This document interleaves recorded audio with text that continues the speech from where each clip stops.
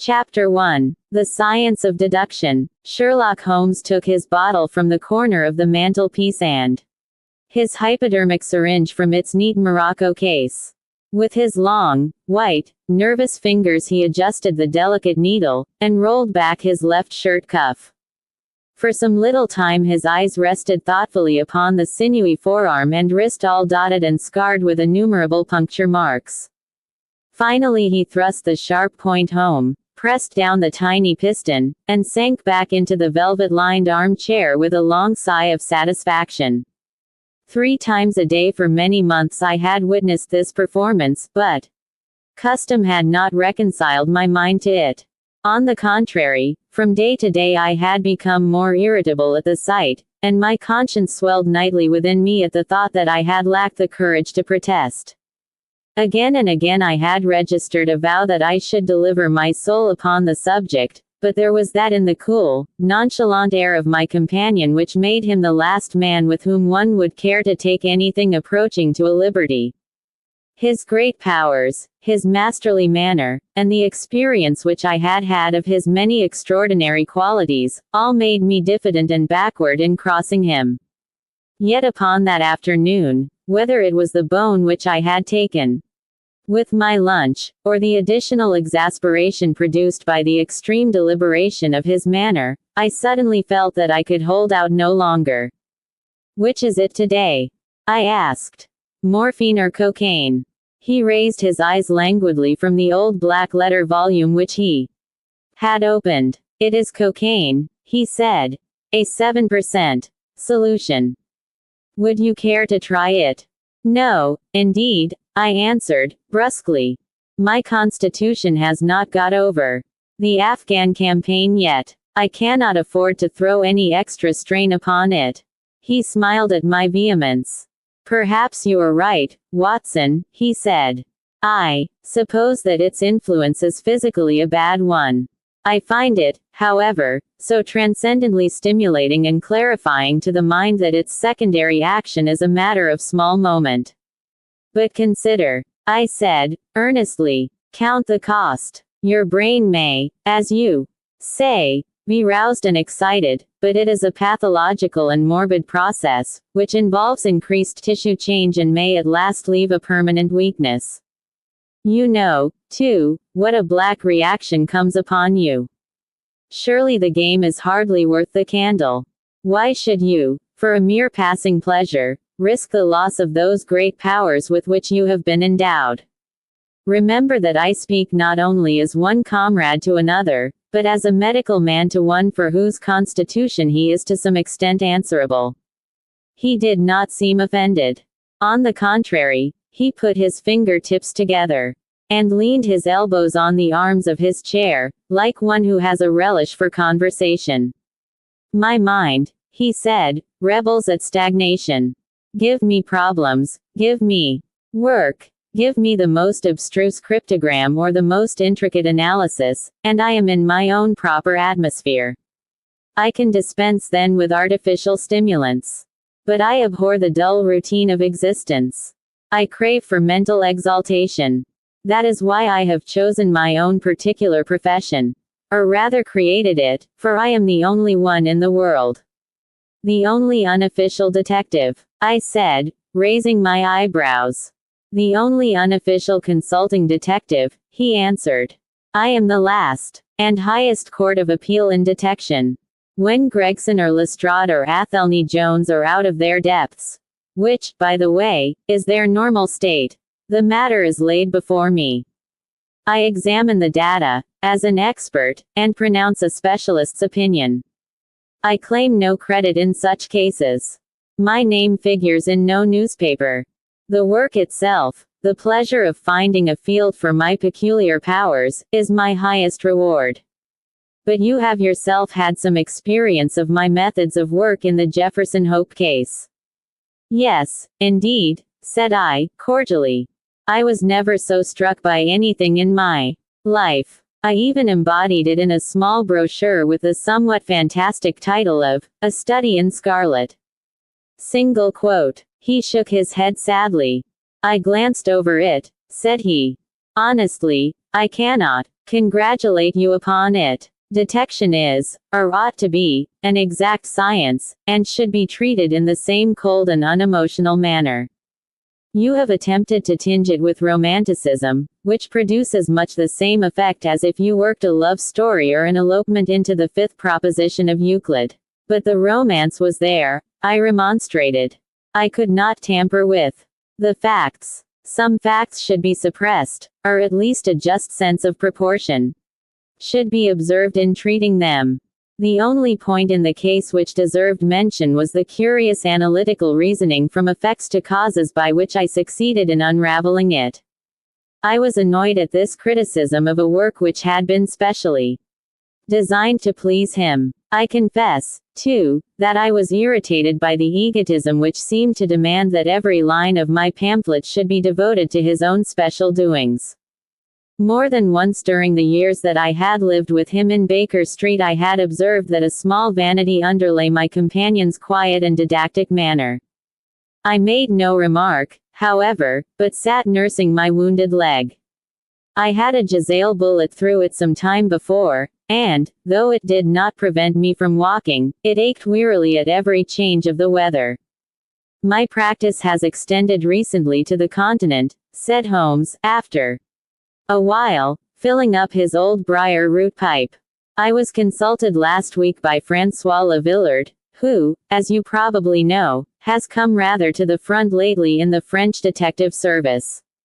He has all the Celtic power of quick intuition, but he is deficient in the wide range of exact knowledge which is essential to the higher developments of his art. The case was concerned with a will, and possessed some features of interest. I was able to refer him to two parallel cases, the one at Riga in 1857, and the other at St. Louis in 1871, which have suggested to him the true solution. Here is the letter which I had this morning acknowledging my assistance.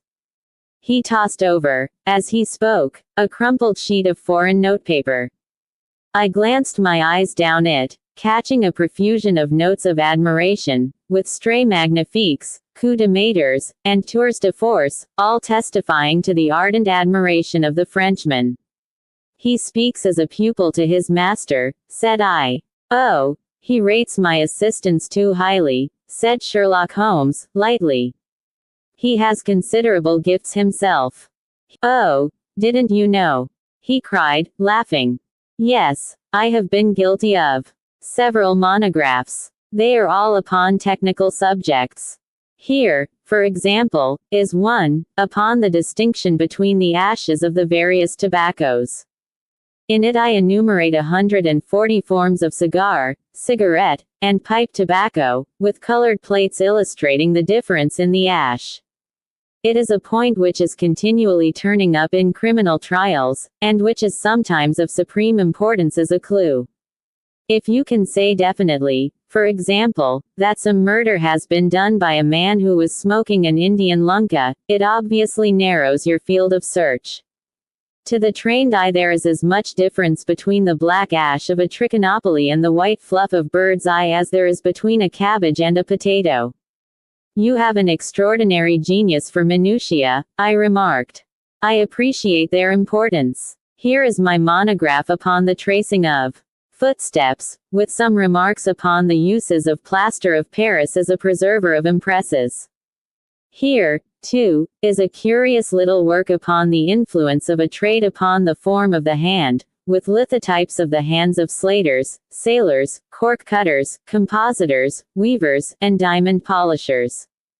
That is a matter of great practical interest to the scientific detective, especially in cases of unclaimed bodies, or in discovering the antecedents of criminals. But I weary you with my hobby. Not at all, I answered, earnestly. It is of the greatest interest to me, especially since I have had the opportunity of observing your practical application of it. But you spoke just now of observation and deduction. Surely the one to some extent implies the other. Why, hardly, he answered, leaning back luxuriously in his armchair, and sending up thick blue wreaths from his pipe. For example, observation shows me that you have been to the Wigmore Street post office this morning, but deduction lets me know that when there you dispatched a telegram. Right, said I, right on both points. But I confess that I don't see how you arrived at it. It was a sudden impulse upon my part, and I have mentioned it to no one. It is simplicity itself, he remarked, chuckling at my surprise. So absurdly simple that an explanation is superfluous. And yet it may serve to define the limits of observation and of deduction. Observation tells me that you have a little reddish mold adhering to your instep. Just opposite the Wigmore Street office they have taken up the pavement and thrown up some earth which lies in such a way that it is difficult to avoid treading in it in entering. The earth is of this peculiar reddish tint which is found, as far as I know, nowhere else in the neighborhood.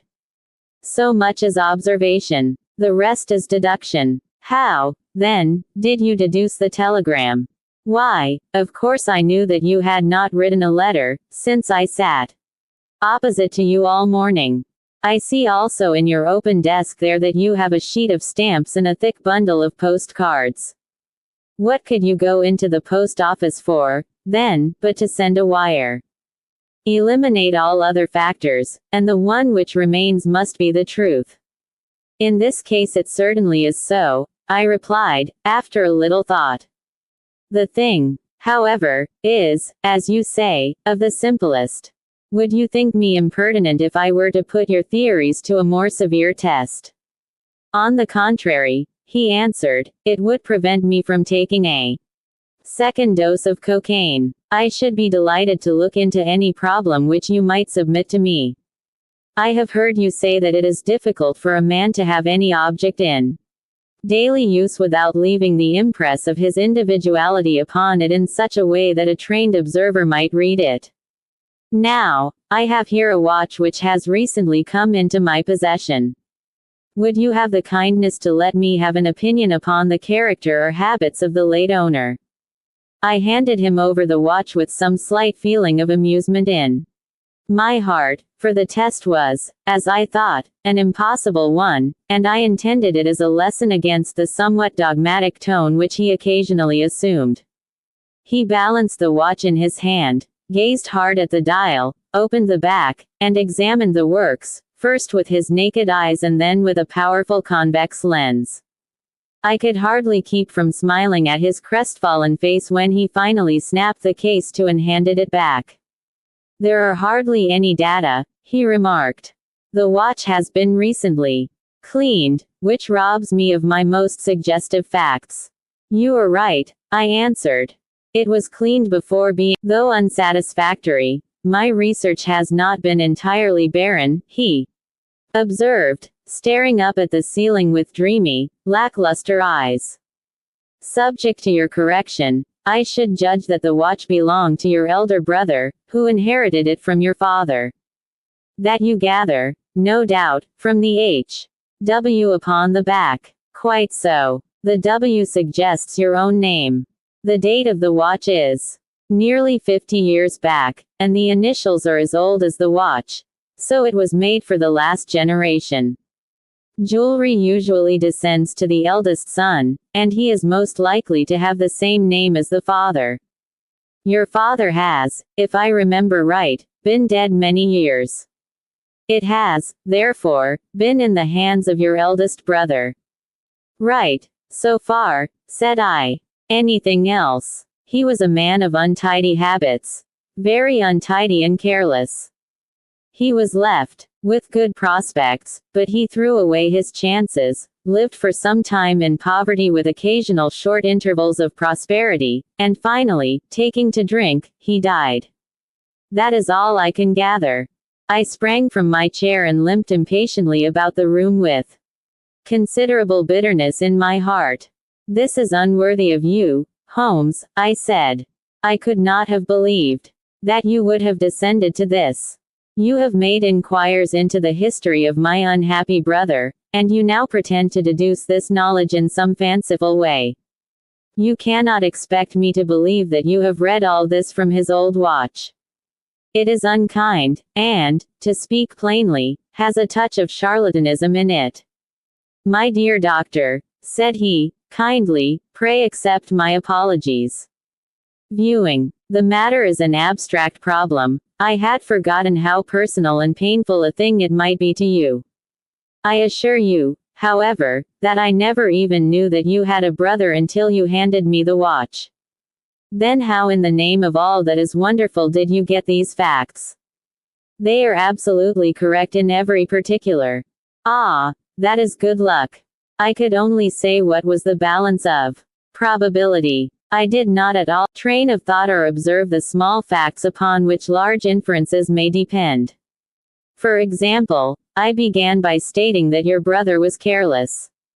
When you observe the lower part of that watch case, you notice that it is not only dinted in 2 places, but it is cut and marked all over from the habit of keeping other hard objects, such as coins or keys, in the same pocket.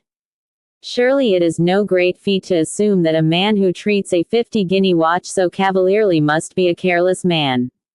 Neither is it a very far-fetched inference that a man who inherits one article of such value is pretty well provided for in other respects. I nodded, to show that I followed his reasoning. It is very customary for pawnbrokers in England, when they take a watch, to scratch the number of the ticket with a pin point upon the inside of the case. It is more handy than a label, as there is no risk of the number being lost or transposed. There are no less than 4 such numbers visible to my lens on the inside of this case. Inference: that your brother was often at low water. Secondary inference: that he had occasional bursts of prosperity, or he could not have redeemed the pledge. Finally, I ask you to look at the inner plate, which contains the keyhole. Look at the thousands of scratches all round the hole. Marks where the key has slipped. What sober man's key could have scored those grooves? But you will never see a drunkard's watch without them. He winds it at night, and he leaves these traces of his unsteady hand. Where is the mystery in all this? It is as clear as daylight, I answered. I regret the injustice which I did you. I should have had more faith in your marvelous faculty. May I ask whether you have any professional inquiry on foot at present? None. Hence the cocaine. I cannot live without brain work. What else is there to live for? Stand at the window here. Was ever such a dreary, dismal, unprofitable world? See how the yellow fog swirls down the street and drifts across the dun-colored houses. What could be more hopelessly prosaic and material? What is the use of having powers, doctor, when one has no field upon which to exert them? Crime is commonplace, existence is commonplace, and no qualities save those which are Miss Mary Morstan, he read. I have no recollection of the name. Ask the young lady to step up, Mrs. Hudson. Don't go, doctor. Chapter 2. The statement of the case. Miss Morstan entered the room with a firm step and an outward composure of manner. She was a blonde young lady, small, dainty, well-gloved, and dressed in the most perfect taste. There was, however, a plainness and simplicity about her costume which bore with it a suggestion of limited means. The dress was a somber grayish beige, untrimmed and unbraided, and she wore a small turban of the same dull hue, relieved only by a suspicion of white feather in the side. Her face had neither regularity of feature nor beauty of complexion, but her expression was sweet and amiable, and her large blue eyes were singularly spiritual and sympathetic. In an experience of women which extends over many nations and 3 separate continents, I have never looked upon a face which gave a clearer promise of a refined and sensitive nature. I could not but observe that as she took the seat which Sherlock Holmes placed for her, her lip trembled, her hand quivered, and she showed every sign of intense inward agitation. I have come to you, Mr. Holmes, she said, because you once enabled my employer, Mrs. Cecil Forrester, to unravel a little domestic complication. She was much impressed by your kindness and skill. Mrs. Cecil Forrester, he repeated thoughtfully. I believe that I was of some slight service to her. The case, however, as I remember it, was a very simple one. She did not think so. But at least you cannot say the same of mine. I can hardly imagine anything more strange, more utterly inexplicable, than the situation in which I find myself. Holmes rubbed his hands, and his eyes glistened. He leaned forward in his chair with an expression of extraordinary concentration upon his clear-cut, hawk-like features. "State your case," said he, in brisk, business tones. I felt that my position was an embarrassing one. "You will, I am sure." "Excuse me," I said, rising from my chair. To my surprise, the young lady held up her gloved hand to detain me. "If your friend," she said, "would be good enough to stop, he might be of inestimable service to me." I relapsed into my chair. "Briefly," she continued, "the facts are these. My father was an officer in an Indian regiment who sent me home when I was quite a child. My mother was dead, and I had no relative in England. I was placed, however, in a comfortable boarding establishment at Edinburgh, and there I remained until I was 17 years of age. In the year 1878 my father, who was senior captain of his regiment, obtained 12 months' leave and came home. He telegraphed to me from London that he had arrived all safe, and directed me to come down at once, giving the Langham Hotel as his address. His message, as I remember, was full of kindness and love. On reaching London I drove to the Langham, and was informed that Captain Morstan was staying there, but that he had gone out the night before and had not yet returned. I waited all day without news of him. That night, on the advice of the manager of the hotel, I communicated with the police, and next morning we advertised in all the papers. Our inquiries led to no result. And from that day to this no word has ever been heard of my unfortunate father. He came home with his heart full of hope, to find some peace, some comfort, and instead. She put her hand to her throat, and a choking sob cut short the sentence. "The date?" asked Holmes, opening his notebook. "He disappeared upon the 3rd of December, 1878. Nearly 10 years ago. His luggage remained at the hotel. There was nothing in it to suggest a clue. Some clothes, some lived at Upper Norwood. We communicated with him, of course, but he did not even know that his brother officer was in England." "A singular case," remarked Holmes. "I have not yet described to you the most singular part. About 6 years ago, to be exact, upon the 4th of May, 1882, an advertisement appeared in the Times asking for the address of Miss Mary Morstan and stating that it would be to her advantage to come forward. There was no name or address appended. I had at that time just entered the family of Mrs. Cecil Forrester in the capacity of governess. By her advice I published my address in the advertisement column. The same day there arrived through the post a small cardboard box addressed to me, which I found to contain a very large and lustrous pearl. No word of writing was enclosed. Since then every year upon the same date there has always appeared a similar box, containing a similar pearl, without any clue as to the sender. They have been pronounced by an expert to be of a rare variety and of considerable value. You can see for yourselves that they are very handsome." She opened a flat box as she spoke, and showed me 6 of the finest pearls that I had ever seen. "Your statement is most interesting," said Sherlock Holmes. "Has anything else occurred to you?" "Yes, and no later than today. That is why I have come to you. This morning I received this letter, which you will perhaps read for yourself." "Thank you," said Holmes. "The envelope too, please. Postmark, London, S.W. Date, July 7th. Man's thumb mark on corner. Probably postman. Best quality paper. Envelopes at 6p a packet. Particular man in his stationery.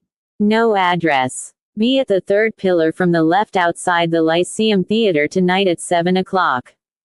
If you are distrustful, bring 2 friends. You are a wronged woman, and shall have justice. Do not bring police. If you do, all will be in vain. Your unknown friend. Well, really, this is a very pretty little mystery. What do you intend to do, Miss Morstan? That is exactly what I want to ask you. Then we shall most certainly go. You and I and. Yes, why, drive. Watson is the very man. I should be proud and happy, said I, fervently, if I can be of any service. You are both very kind, she answered. I have led a retired life, and have no friends whom I could appeal to. If I am here at 6 it will do, I suppose. You must not be later, said Holmes. There is one other point, however. Is this handwriting the same as that upon the Pearl Box addresses? I have them here, she answered, producing half a dozen pieces of paper. You are certainly a model client. You have the correct intuition. Let us see. Now, he spread out the papers upon the table, and gave little darting glances from one to the other. They are disguised hands, except the letter, he said, presently, but there can be no question as to the authorship. See how the irrepressible Greek E will break out, and see the twirl of the final S. They are undoubtedly by the same person. I should not like to suggest false hopes, Miss Morstan, but is there any resemblance between this hand and that of your father? Nothing could be more unlike. I expected to hear you say so. We shall look out for you, then, at 6. Pray allow me to keep the papers. I may look into the matter before then. It is only 3:30. Au revoir, then. Au revoir, said our visitor, and, with a bright, kindly glance from one to the other of us, she replaced her pearl box in her bosom and hurried away. Standing at the window, I watched her walking briskly down the street, until the gray turban and white feather were but a speck in the somber crowd. What a very attractive woman! I exclaimed, turning to my companion. He had lit his pipe again, and was leaning back with drooping eyelids. Is she? He said, languidly. I did not observe. You really are an automaton. A calculating machine. I cried. There is something positively inhuman in you at times.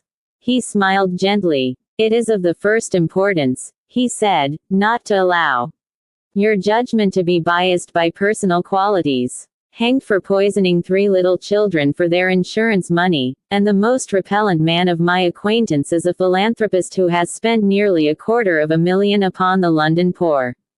In this case, however, I never make exceptions. An exception disproves the rule. Have you ever had occasion to study character in handwriting?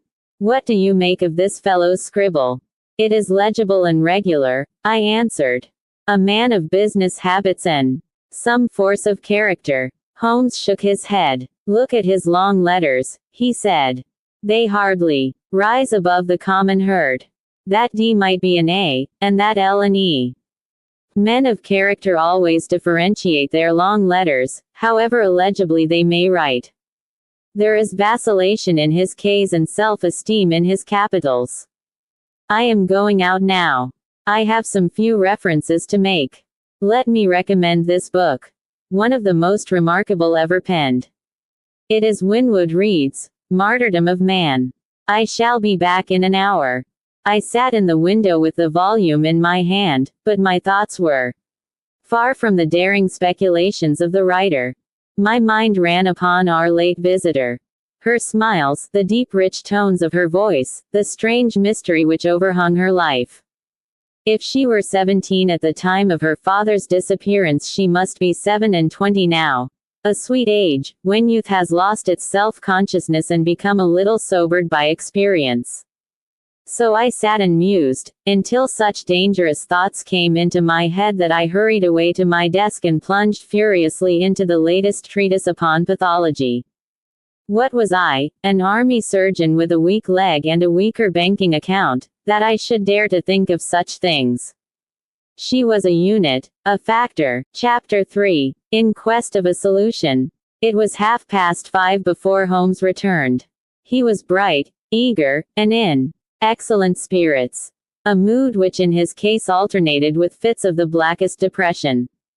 "There is no great mystery in this matter," he said, taking the cup of tea, which I had poured out for him. "The facts appear to admit of only one explanation." "What? You have solved it already?" "Well, that would be too much to say. I have discovered a suggestive fact. That is all. It is, however, very suggestive. The details are still to be added.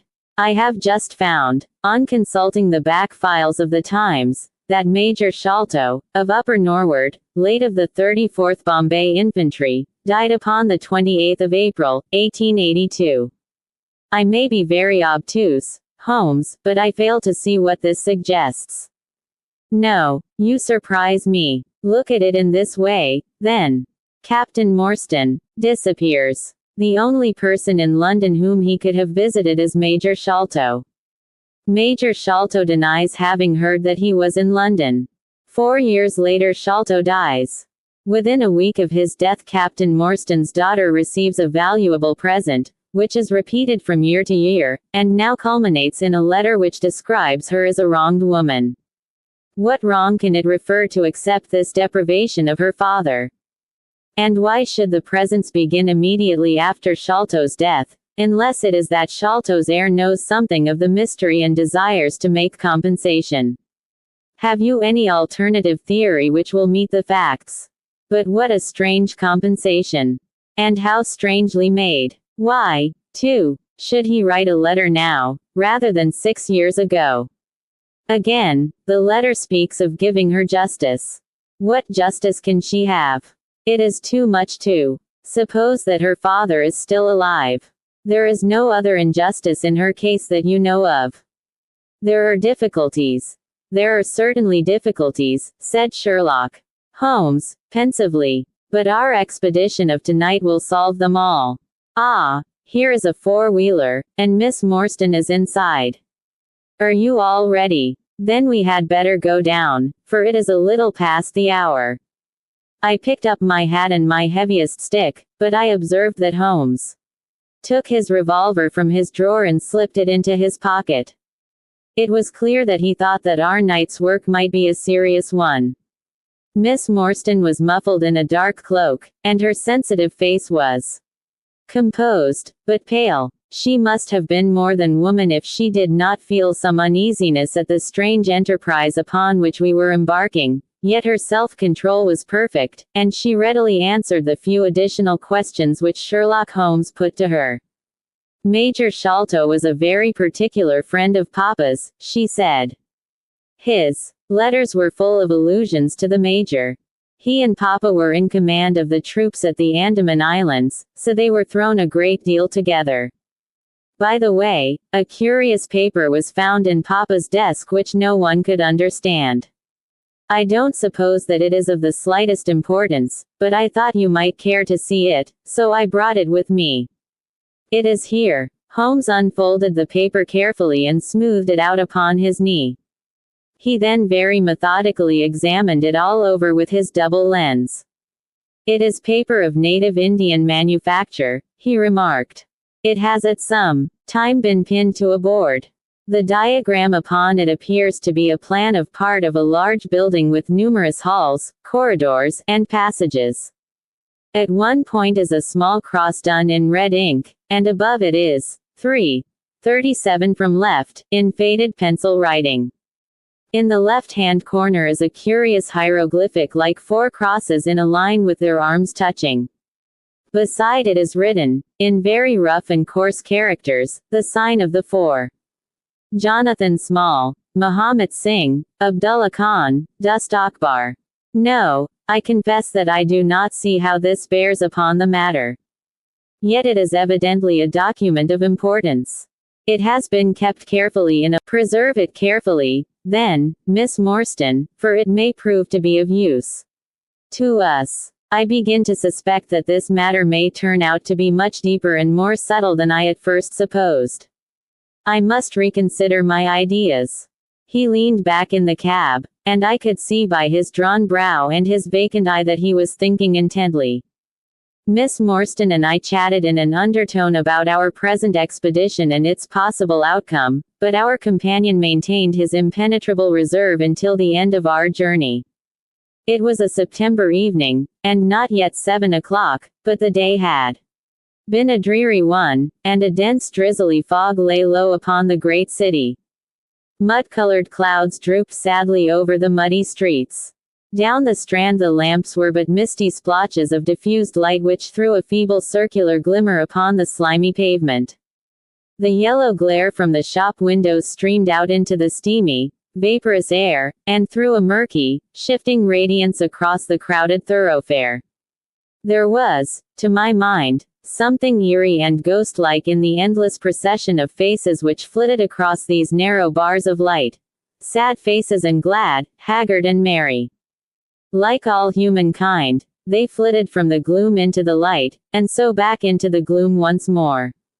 I am not subject to impressions, but the dull, heavy evening, with the strange business upon which we were engaged, combined to make me nervous and depressed. I could see from Miss Morstan's manner that she was suffering from the same feeling. Holmes alone could rise superior to petty influences. He held his open notebook upon his knee, and from time to time he jotted down figures and memoranda in the light of his pocket lantern. At the Lyceum Theatre the crowds were already thick at the side entrances. In front a continuous stream of hansoms and four-wheelers were rattling up, discharging their cargoes of shirt-fronted men and beshawled, bediamonded women. We had hardly reached the third pillar, which was our rendezvous, before a small, dark, brisk man in the dress of a coachman accosted us. "Are you the parties who come with Miss Morstan?" he asked. "I am Miss Morstan, and these two gentlemen are my friends," said she. He bent a pair of wonderfully penetrating and questioning eyes upon us. "I give you my word on that," she answered. He gave a shrill whistle, on which a street Arab led across a four-wheeler, and opened the door. The man who had addressed us mounted to the box, while we took our places inside. We had hardly done so before the driver whipped up his horse, and we plunged away at a furious pace through the foggy streets. The situation was a curious one. We were driving to an unknown place, on an unknown errand, yet our invitation was either a complete hoax, which was an inconceivable hypothesis, or else we had good reason to think that important issues might hang upon our journey. Miss Morstan's demeanor was as resolute and collected as ever. I endeavored to cheer and amuse her by reminiscences of my adventures in Afghanistan. But, to tell the truth, I was myself so excited at our situation and so curious as to our destination that my stories were slightly involved. To this day she declares that I told her one moving anecdote as to how a musket looked into my tent at the dead of night, and how I fired a double-barreled tiger cub at it. At first I had some idea as to the direction in which we were driving. But soon, what with our pace, the fog, and my own limited knowledge of London, I lost my bearings, and knew nothing, save that we seemed to be going a very long way. Sherlock Holmes was never at fault, however, and he muttered the names as the cab rattled through squares and in and out by tortuous by-streets. "Rochester Row," said he. "Now Vincent Square. Now we come out on the Vauxhall Bridge Road. We are making for the Surrey side, apparently." "Yes, I thought so. Now we are on the bridge. You can catch glimpses of the river." We did indeed get a fleeting view of a stretch of the Thames with the lamps shining upon the broad, silent water. But our cab dashed on, and was soon involved in a labyrinth of streets upon the other side. "Wordsworth Road," said my companion. "Priory Road. Lark Hall Lane. Stockwell Place. Robert Street. Cold Harbor Lane. Our quest does not appear to take us to very fashionable regions." We had, indeed, reached a questionable and forbidding neighborhood. Long lines of dull brick houses were only relieved by the coarse glare and tawdry brilliancy of public houses at the corner. Then came interminable lines of new staring brick buildings, the monster tentacles which the giant city was throwing out into the country. At last the cab drew up at the third house in a new terrace. None of the other houses were inhabited, and that at which we stopped was as dark as its neighbors, save for a single glimmer in the kitchen window. On our knocking, however, the door was instantly thrown open by a Hindu servant clad in a yellow turban, white loose-fitting clothes, and a yellow sash. There was something strangely incongruous in this oriental figure framed in the commonplace doorway of a third-rate suburban dwelling house. "The Sahib awaits you," said he, and even as he spoke there came a high, piping voice from some inner room. Chapter 4. The Story of the Bald-Headed Man. We followed the Indian down a sordid and common passage, ill-lit and worse furnished, until he came to a door upon the right, which he threw open. A blaze of yellow light streamed out upon us, and in the center of the glare there stood a small man with a very high head, a bristle of red hair all round the fringe of it, and a bald, shining scalp which shot out from among it like a mountain peak from fir trees. He writhed his hands together as he stood, and his features were in a perpetual jerk, now smiling, now scowling, but never for an instant in repose. Nature had given him a pendulous lip, and a too visible line of yellow and irregular teeth, which he strove feebly to conceal by constantly passing his hand over the lower part of his face. In spite of his obtrusive baldness, he gave the impression of youth. In point of fact he had just turned his 30th year. "Your servant, Miss Morstan," he kept repeating, in a thin, high voice. "Your servant, gentlemen. Pray step into my little sanctum. A small place, miss, but furnished to my own liking. An oasis of art in the howling desert of South London." We were all astonished by the appearance of the apartment into which he invited us. In that sorry house it looked as out of place as a diamond of the first water in a setting of brass. The richest and glossiest of curtains and tapestries draped the walls, looped back here and there to expose some richly mounted painting or oriental vase. The carpet was of amber and black, so soft and so thick that the foot sank pleasantly into it, as into a bed of moss. Two great tiger skins thrown athwart it increased the suggestion of Eastern luxury, as did a huge hookah which stood upon a mat in the corner. A lamp in the fashion of a silver dove was hung from an almost invisible golden wire in the center of the room. As it burned it filled the air with a subtle and aromatic odor. "Mr. Thaddeus Sholto," said the little man, still jerking and smiling. "That is my name. You are Miss Morstan, of course. And these gentlemen. This is Mr. Sherlock Holmes, and this is Dr. Watson." "A doctor, E.H.?" cried he, much excited. "Have you your stethoscope? Might I ask you? Would you have the kindness? I have grave doubts as to my mitral valve, if you would be so very good. The aortic I may rely upon, but I should value your opinion upon the mitral." I listened to his heart, as requested, but was unable to find anything amiss, save indeed that he was in an ecstasy of fear, for he shivered from head to foot. "It appears to be normal," I said. "You have no cause for uneasiness. You will excuse my anxiety, Miss Morstan," he remarked, airily. "I am a great sufferer, and I have long had suspicions as to that valve. I am delighted to hear that they are unwarranted. Had your father, Miss Morstan, refrained from throwing a strain upon his heart, he might have been alive now. I could have struck the man across the face, so hot was I at this callous and offhand reference to so delicate a matter." Miss Morstan sat down, and her face grew white to the lips. "I knew in my heart that he was dead," said she. "I can give you every information," said he, "and, what is more, I can do you justice.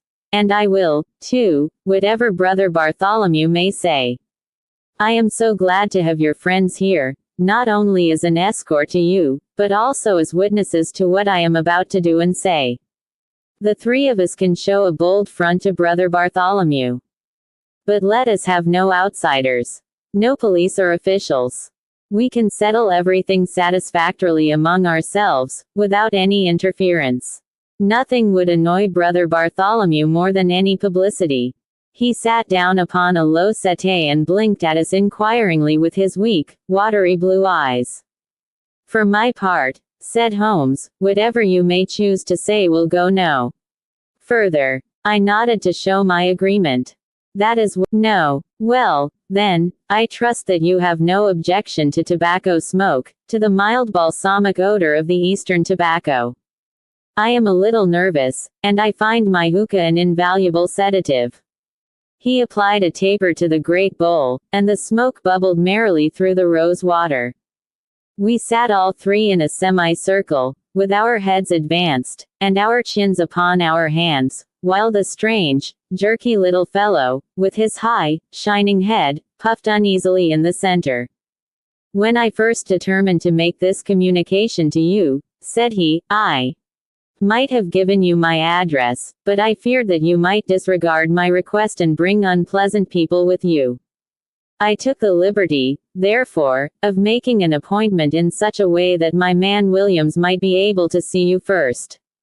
I have complete confidence in his discretion, and he had orders, if he were dissatisfied, to proceed no further in the matter. You will excuse these precautions, but I am a man of somewhat retiring, and I might even say refined, tastes, and there is nothing more unaesthetic than a policeman. I have a natural shrinking from all forms of rough materialism. I seldom come in contact with the rough crowd. I live, as you see, with some little atmosphere of elegance around me. I may call myself a patron of the arts. It is my weakness. The landscape is a genuine Corot, and, though a connoisseur might perhaps throw a doubt upon that Salvator Rosa, there cannot be the least question about the Bouguereau. I am partial to the modern French school. You will excuse me, Mr.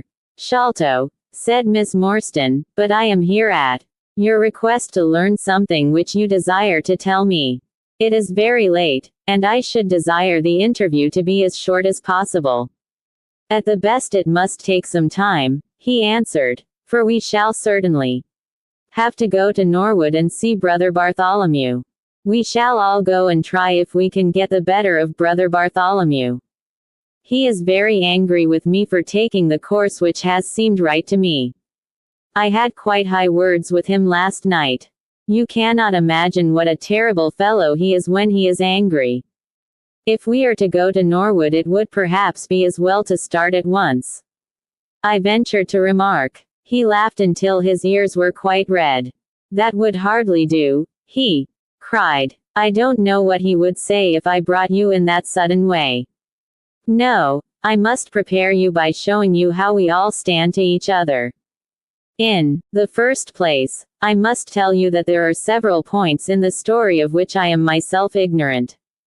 I can only lay the facts before you as far as I know them myself. My father was, as you may have guessed, Major John Sholto, once of the Indian Army. He retired some 11 years ago, and came to live at Pondicherry Lodge in Upper Norwood. He had prospered in India, and brought back with him a considerable sum of money, a large collection of valuable curiosities, and a staff of native servants. With these advantages he bought himself a house, and lived in great luxury. My twin brother Bartholomew and I were the only children. I very well remember the sensation which was caused by the disappearance of Captain Morstan. We read the details in the papers, and, knowing that he had been a friend of our father's, we discussed the case freely in his presence. He used to join in our speculations as to what could have happened. Never for an instant did we suspect that he had the whole secret hidden in his own breast. That of all men he alone knew the fate of Arthur Morstan. We did know, however, that some mystery, some positive danger, overhung our father. He was very fearful of going out alone, and he always employed 2 prize fighters to act as porters at Pondicherry Lodge. Williams, who drove you tonight, was one of them. He was once lightweight champion of England. Our father would never tell us what it was he feared, but he had a most marked aversion to men with wooden legs. On one occasion he actually fired his revolver at a wooden-legged man, who proved to be a harmless tradesman canvassing for orders. We had to pay a large sum to hush the matter up. My brother and I used to think this a mere whim of my father's, but events have since led us to change our opinion. Early in 1882 my father received a letter from India which was a great shock to him. He nearly fainted at the breakfast table when he opened it, and from that day he sickened to his death. What was in the letter we could never discover, but I could see as he held it that it was short and written in a scrawling hand. He had suffered for years from an enlarged spleen, but when we entered his room he was propped up with pillows and breathing heavily. He besought us to lock the door and to come upon either side of the bed. Then, grasping our hands, he made a remarkable statement to us, in a voice which was broken as much by emotion as by pain. I shall try and give it to you in his own very words. I have only one thing, he said, which weighs upon my mind at this supreme moment. It is my treatment of poor Morstan's orphan. The cursed greed which has been my besetting sin through life has withheld from her the treasure, half at least of which should have been hers. And yet I have made no use of it myself. So blind and foolish a thing is avarice. The mere feeling of possession has been so dear to me that I could not bear to share it with another. See that chaplet dipped with pearls beside the quinine bottle. Even that I could not bear to part with, although I had got it out with the design of sending it to her. You, my sons, will give her a fair share of the Agra treasure. But send her nothing. Not even the chaplet. Until I am gone. After all, men have been as bad as this and have recovered. I will tell you how Morstan died, he continued. He had suffered for years from a weak heart, but he concealed it from everyone. I alone knew it. When in India, he and I, through a remarkable chain of circumstances, came into possession of a considerable treasure.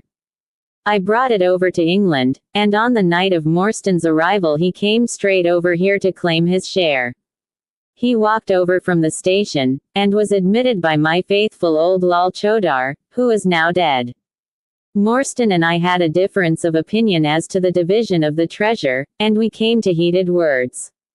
Morstan had sprung out of his chair in a paroxysm of anger, when he suddenly pressed his hand to his side, his face turned a dusky hue, and he fell backwards, cutting his head against the corner of the treasure chest.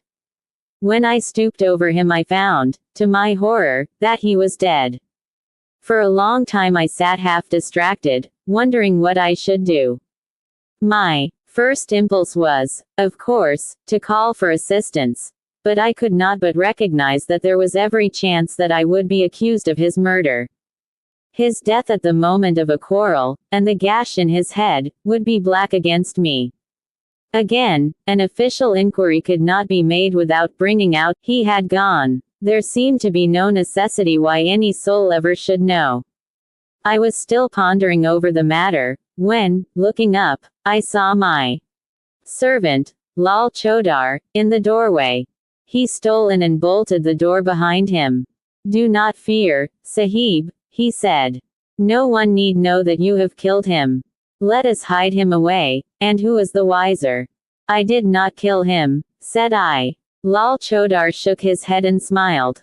I heard it all, Sahib, said he. I heard you quarrel, and I heard the blow. But my lips are sealed.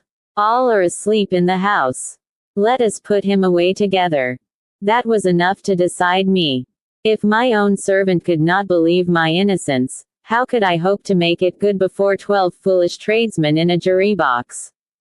Lal Chodar and I disposed of the body that night, and within a few days the London papers were full of the mysterious disappearance of Captain Morstan.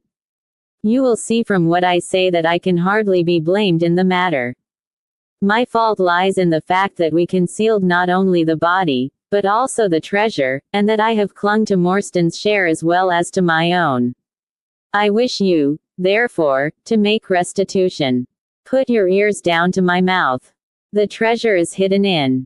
Single quote. At this instant a horrible change came over his expression. His eyes stared wildly, his jaw dropped, and he yelled, in a voice which I can never forget, "Keep him out. For Christ's sake, keep him out." We both stared round at the window behind us upon which his gaze was fixed. A face was looking in at us out of the darkness. We could see the whitening of the nose where it was pressed against the glass. It was a bearded, hairy face, with wild cruel eyes and an expression of concentrated malevolence. My brother and I rushed towards the window, but the man was gone. When we returned to my father, his head had dropped and his pulse had ceased to beat. We searched the garden that night, but found no sign of the intruder, save that just under the window a single footmark was visible in the flower bed. But for that one trace, we might have thought that our imaginations had conjured up that wild, fierce face. We soon, however, had another and a more striking proof that there were secret agencies at work all round us. The window of my father's room was found open in the morning, his cupboards and boxes had been rifled, and upon his chest was fixed a torn piece of paper, with the words, "The sign of the four," scrawled across it. What the phrase meant, or who our secret visitor may have been, we never knew. As far as we can judge, none of my father's property had been actually stolen, though everything had been turned out. My brother and I naturally associated this peculiar incident with the fear which haunted my father during his life, but it is still a complete mystery to us.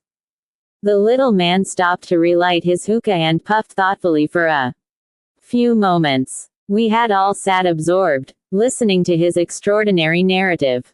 At the short account of her father's death, Miss Morstan had turned deadly white, and for a moment I feared that she was about to faint. She rallied, however, on drinking a glass of water which I quietly poured out for her from a Venetian carafe upon the side table. Sherlock Holmes leaned back in his chair with an abstracted expression and the lids drawn low over his glittering eyes. As I glanced at him I could not but think how on that very day he had complained bitterly of the commonplaceness of life. Here at least was a problem which would tax his sagacity to the utmost. Mr. Thaddeus Sholto looked from one to the other of us with an obvious pride at the effect which his story had produced, and then continued between the puffs of his overgrown pipe. "My brother and I," said he, "were, as you may imagine, much excited as to the treasure which my father had spoken of. For weeks and for months we dug and delved in every part of the garden, without discovering its whereabouts. It was maddening to think that the hiding place was on his very lips at the moment that he died. We could judge the splendor of the missing riches by the chaplet which he had taken out. Over this chaplet my brother Bartholomew and I had some little discussion. The pearls were evidently of great value, and he was averse to part with them, for, between friends, my brother was himself a little inclined to my father's fault. He thought, too, that if we parted with the chaplet it might give rise to gossip and finally bring us into trouble. It was all that I could do to persuade him to let me find out Miss Morstan's address and send her a detached pearl at fixed intervals, so that at least she might never feel destitute. It was a kindly thought, said our companion, earnestly. It was extremely good of you. The little man waved his hand deprecatingly. We were your trustees, he said. That was the view which I took of it, though brother Bartholomew could not altogether see it in that light. We had plenty of money ourselves. I desired no more. Besides, it would have been such bad taste to have treated a young lady in so scurvy a fashion. Le mauvais goût me no crime. The French have a very neat way of putting these things. Our difference of opinion on this subject went so far that I thought it best to set up rooms for myself. So I left Pondicherry Lodge, taking the old Khitmutgar and Williams with me. Yesterday, however, I learned that an event of extreme importance has occurred. The treasure has been discovered. I instantly communicated with Miss Morstan, and it only remains for us to drive out to Norwood and demand our share. I explained my views last night to Brother Bartholomew. So we shall be expected, if not welcome, visitors. Mr. Thaddeus Sholto ceased, and sat twitching on his luxurious settee. We all remained silent, with our thoughts upon the new development which the mysterious business had taken. Holmes was the first to spring to his feet. "You have done well, sir, from first to last," said he. "It is possible that we may be able to make you some small return by throwing some light upon that which is still dark to you. But, as Miss Morstan remarked just now, it is late, and we had best put the matter through without delay." Our new acquaintance very deliberately coiled up the tube of his hookah, and produced from behind a curtain a very long befrogged topcoat with astrakhan collar and cuffs. This he buttoned tightly up, in spite of the extreme closeness of the night, and finished his attire by putting on a rabbit skin cap with hanging lappets which covered the ears, so that no part of him was visible save his mobile and peaky face. "My health is somewhat fragile," he remarked, as he led the way down the passage. "I am compelled to be a valetudinarian." Our cab was awaiting us outside, and our program was evidently prearranged, for the driver started off at once at a rapid pace. Thaddeus Sholto talked incessantly, in a voice which rose high above the rattle of the wheels. "Bartholomew is a clever fellow," said he. "How do you think he found out where the treasure was? He had come to the conclusion that it was somewhere indoors. So he worked out all the cubic space of the house, and made measurements everywhere, so that not 1 inch should be unaccounted for. Among other things, he found that the height of the building was 74 feet. He ascertained by borings, he could not bring the total to more than 70 feet. There were 4 feet unaccounted for. These could only be at the top of the building. He knocked a hole, therefore, in the lath and plaster ceiling of the highest room, and there, sure enough, he came upon another little garret above it, which had been sealed up and was known to no one. In the center stood the treasure chest, resting upon 2 rafters. He lowered it through the hole, and there it lies. He computes the value of the jewels at not less than £500,000 sterling. At the mention of this gigantic sum we all stared at one another open-eyed. Miss Morstan, could we secure her rights, would change from a needy governess to the richest heiress in England. Surely it was the place of a loyal friend to rejoice at such news. Yet I am ashamed to say that selfishness took me by the soul, and that my heart turned as heavy as lead within me. I stammered out some few halting words of congratulation, and then sat downcast, with my head drooped, deaf to the babble of our new acquaintance. He was clearly a confirmed hypochondriac, and I was dreamily conscious that he was pouring forth interminable trains of symptoms, and imploring information as to the composition and action of innumerable quack nostrums, some of which he bore about in a leather case in his pocket. I trust that he may not remember any of the answers which I gave him that night. Holmes declares that he overheard me caution him against the great danger of taking more than 2 drops of castor oil, while I recommended strychnine in large doses as a sedative. However that may be, I was certainly relieved when our cab pulled up with a jerk and the coachman sprang down to open the door. Chapter 5. The Tragedy of Pondicherry Lodge. It was nearly 11 o'clock when we reached this final stage of our night's adventures. We had left the damp fog of the great city behind us, and the night was fairly fine. A warm wind blew from the westward, and heavy clouds moved slowly across the sky, with half a moon peeping occasionally through the rifts. It was clear enough to see for some distance, but Thaddeus Sholto took down one of the side lamps from the carriage to give us a better light upon our way. Pondicherry Lodge stood in its own grounds, and was girt round with a very high stone wall topped with broken glass. A single narrow iron-clamped door formed the only means of entrance. On this our guide knocked with a peculiar postman-like rat-tat. "Who is there?" cried a gruff voice from within. "It is I, McMurdo. You surely know my knock by this time." There was a grumbling sound and a clanking and jarring of keys. The door swung heavily back, and a short, deep-chested man stood in the opening, with the yellow light of the lantern shining upon his protruded face and twinkling distrustful eyes. That you, Mr. Thaddeus. But who are the others? I had no orders about them from the master. No, McMurdo, you surprise me. I told my brother last night that I should bring some friends. He ain't been out o' his room today, Mr. Thaddeus, and I have no orders. You know very well that I must stick to regulations. I can let you in, but your friends must just stop where they are. This was an unexpected obstacle.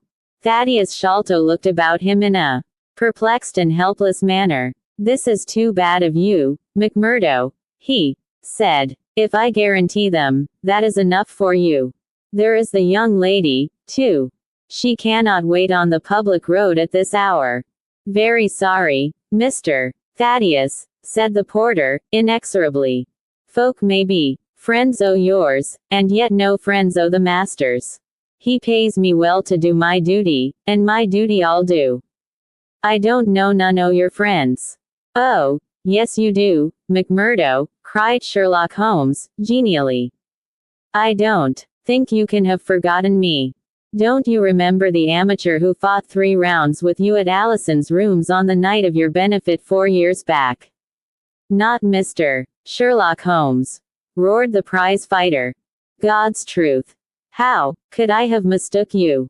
If instead o' standin' there so quiet you had just stepped up and given me that cross hit of yours under the jaw, I'd known you without a question. Ah, you're one that has wasted your gifts, you have.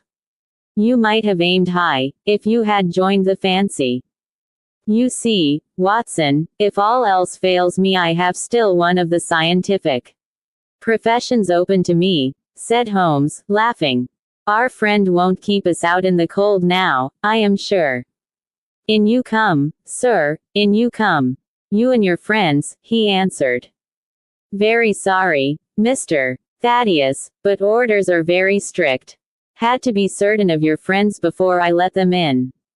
Inside, a gravel path wound through desolate grounds to a huge clump of a house, square and prosaic, all plunged in shadow save where a moonbeam struck one corner and glimmered in a garret window. The vast size of the building, with its gloom and its deathly silence, struck a chill to the heart. Even Thaddeus Sholto seemed ill at ease, and the lantern quivered and rattled in his hand. I cannot understand it, he said. There must be some mistake. I distinctly told Bartholomew that we should be here, and yet there is no light in his window. I do not know what to make of it. Does he always guard the premises in this way? Asked Holmes. Yes. He has followed my father's custom. He was the favorite son, you know, and I sometimes think that my father may have told him more than he ever told me. That is Bartholomew's window up there where the moonshine strikes. It is quite bright, but there is no light from within, I think. None, said Holmes. But I see the glint of a light in that little window.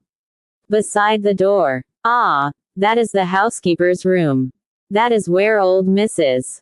Bernstone sits. She can tell us all about it. But perhaps you would not mind waiting here for a minute or two, for if we all go in together and she has no word of our coming she may be alarmed. But hush. What is that? He held up the lantern, and his hand shook until the circles of light flickered and wavered all round us. Miss Morstan seized my wrist, and we all stood with thumping hearts, straining our ears. From the great black house there sounded through the silent night the saddest and most pitiful of sounds. The shrill, broken whimpering of a frightened woman. It is Mrs. Bernstone, said Sholto. She is the only woman in the house. Wait here. I shall be back in a moment. He hurried for the door, and knocked in his peculiar way. We could see a tall old woman admit him, and sway with pleasure at the very sight of him. Oh, Mr. Thaddeus, sir, I am so glad you have come. I am so glad you have come, Mr. Thaddeus, sir. We heard her reiterated rejoicings until the door was closed and her voice died away into a muffled monotone. Our guide had left us the lantern. Holmes swung it slowly round, and peered keenly at the house, and at the great rubbish heaps which cumbered the grounds. Miss Morstan and I stood together, and her hand was in mine. A wondrous subtle thing is love, for here were we two who had never seen each other before that day, between whom no word or even look of affection had ever passed, and yet now in an hour of trouble our hands instinctively sought for each other.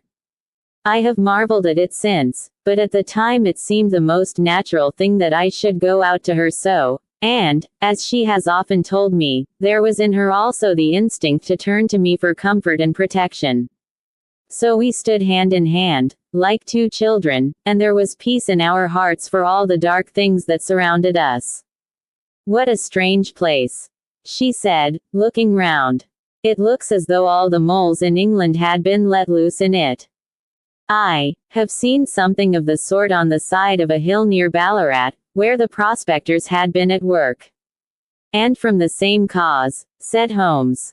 "These are the traces of the treasure seekers. You must remember that they were 6 years looking for it.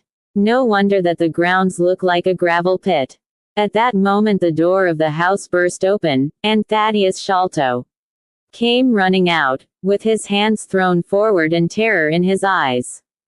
"There is something amiss with Bartholomew," he cried. "I am frightened. My nerves cannot stand it." He was, indeed, half blubbering with fear, and his twitching feeble face peeping out from the great astrachan collar had the helpless appealing expression of a terrified child. "Come into the house," said Holmes, in his crisp, firm way. "Yes, do," pleaded Thaddeus Sholto. "I really do not feel equal to giving directions." We all followed him into the housekeeper's room, which stood upon the left-hand side of the passage. The old woman was pacing up and down with a scared look and restless picking fingers, but the sight of Miss Morstan appeared to have a soothing effect upon her. "God bless your sweet calm face," she cried, with an hysterical sob. "It does me good to see you. Oh, but I have been sorely tried this day." Our companion patted her thin, work-worn hand, and murmured some few words of kindly womanly comfort which brought the color back into the other's bloodless cheeks. "Master has locked himself in and will not answer me," she explained. "All day I have waited to hear from him, for he often likes to be alone. But an hour ago I feared that something was amiss, so I went up and peeped through the keyhole. You must go up, Mr. Thaddeus. You must go up and look for yourself. I have seen Mr. Bartholomew Sholto in joy and in sorrow for 10 long years, but I never saw him with such a face on him as that." Sherlock Holmes took the lamp and led the way, for Thaddeus Sholto's teeth were chattering in his head. So shaken was he that I had to pass my hand under his arm as we went up the stairs, for his knees were trembling under him. Twice as we ascended Holmes whipped his lens out of his pocket and carefully examined marks which appeared to me to be mere shapeless smudges of dust upon the cocoa-nut matting which served. The third flight of stairs ended in a straight passage of some length, with a great picture in Indian tapestry upon the right of it and 3 doors upon the left. Holmes advanced along it in the same slow and methodical way, while we kept close at his heels, with our long black shadows streaming backwards down the corridor. The third door was that which we were seeking. Holmes knocked without receiving any answer, and then tried to turn the handle and force it open. It was locked on the inside, however, and by a broad and powerful bolt, as we could see when we set our lamp up against it. The key being turned, however, the hole was not entirely closed. Sherlock Holmes bent down to it, and instantly rose again with a sharp intaking of the breath. "There is something devilish in this, Watson," said he, more moved than I had ever before seen him. "What do you make of it?" I stooped to the hole, and recoiled in horror. Moonlight was streaming into the room, and it was bright with a vague and shifty radiance. Looking straight at me, and suspended, as it were, in the air, for all beneath was in shadow, there hung a face. The very face of our companion Thaddeus. There was the same high, shining head, the same circular bristle of red hair, the same bloodless countenance. The features were set, however, in a horrible smile, a fixed and unnatural grin, which in that still and moonlit room was more jarring to the nerves than any scowl or contortion. So like was the face to that of our little friend that I looked round at him to make sure that he was indeed with us. Then I recalled to mind that he had mentioned to us that his brother and he were twins. "This is terrible," I said to Holmes. "What is to be done?" "The door must come down," he answered, and, springing against it, he put all his weight upon the lock. It creaked and groaned, but did not yield. Together we flung ourselves upon it once more, and this time it gave way with a sudden snap, and we found ourselves within Bartholomew Sholto's chamber. It appeared to have been fitted up as a chemical laboratory. A double line of glass-stoppered bottles was drawn up upon the wall opposite the door, and the table was littered over with Bunsen burners, test tubes, and pungent, tar-like odor. A set of steps stood at one side of the room, in the midst of a litter of lath and plaster, and above them there was an opening in the ceiling large enough for a man to pass through. At the foot of the steps a long coil of rope was thrown carelessly together. By the table, in a wooden armchair, the master of the house was seated. All in a heap, with his head sunk upon his left shoulder, and that ghastly, inscrutable smile upon his face. He was stiff and cold, and had clearly been dead many hours. It seemed to me that not only his features but all his limbs were twisted and turned in the most fantastic fashion. By his hand upon the table there lay a peculiar instrument.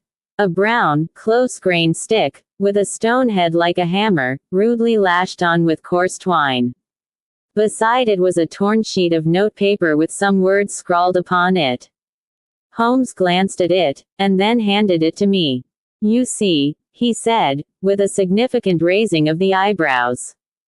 In the light of the lantern I read, with a thrill of horror, the sign of the 4. "In God's name, what does it all mean?" I asked. "It means murder," said he, stooping over the dead man. "Ah, I expected it. Look here." He pointed to what looked like a long, dark thorn stuck in the skin just above the ear. "It looks like a thorn," said I. "It is a thorn. You may pick it out. But be careful, for it is poisoned." I took it up between my finger and thumb. It came away from the skin so readily that hardly any mark was left behind. One tiny speck of blood showed where the puncture had been. "This is all an insoluble mystery to me," said I. "It grows darker instead of clearer." "On the contrary," he answered, "it clears every instant. I only require a few missing links to have an entirely connected case." We had almost forgotten our companion's presence since we entered the chamber. He was still standing in the doorway, the very picture of terror, wringing his hands and moaning to himself. Suddenly, however, he broke out into a sharp, querulous cry. "The treasure is gone," he said. "They have robbed him of the treasure. There is the hole through which we lowered it. I helped him to do it. I was the last person who saw him.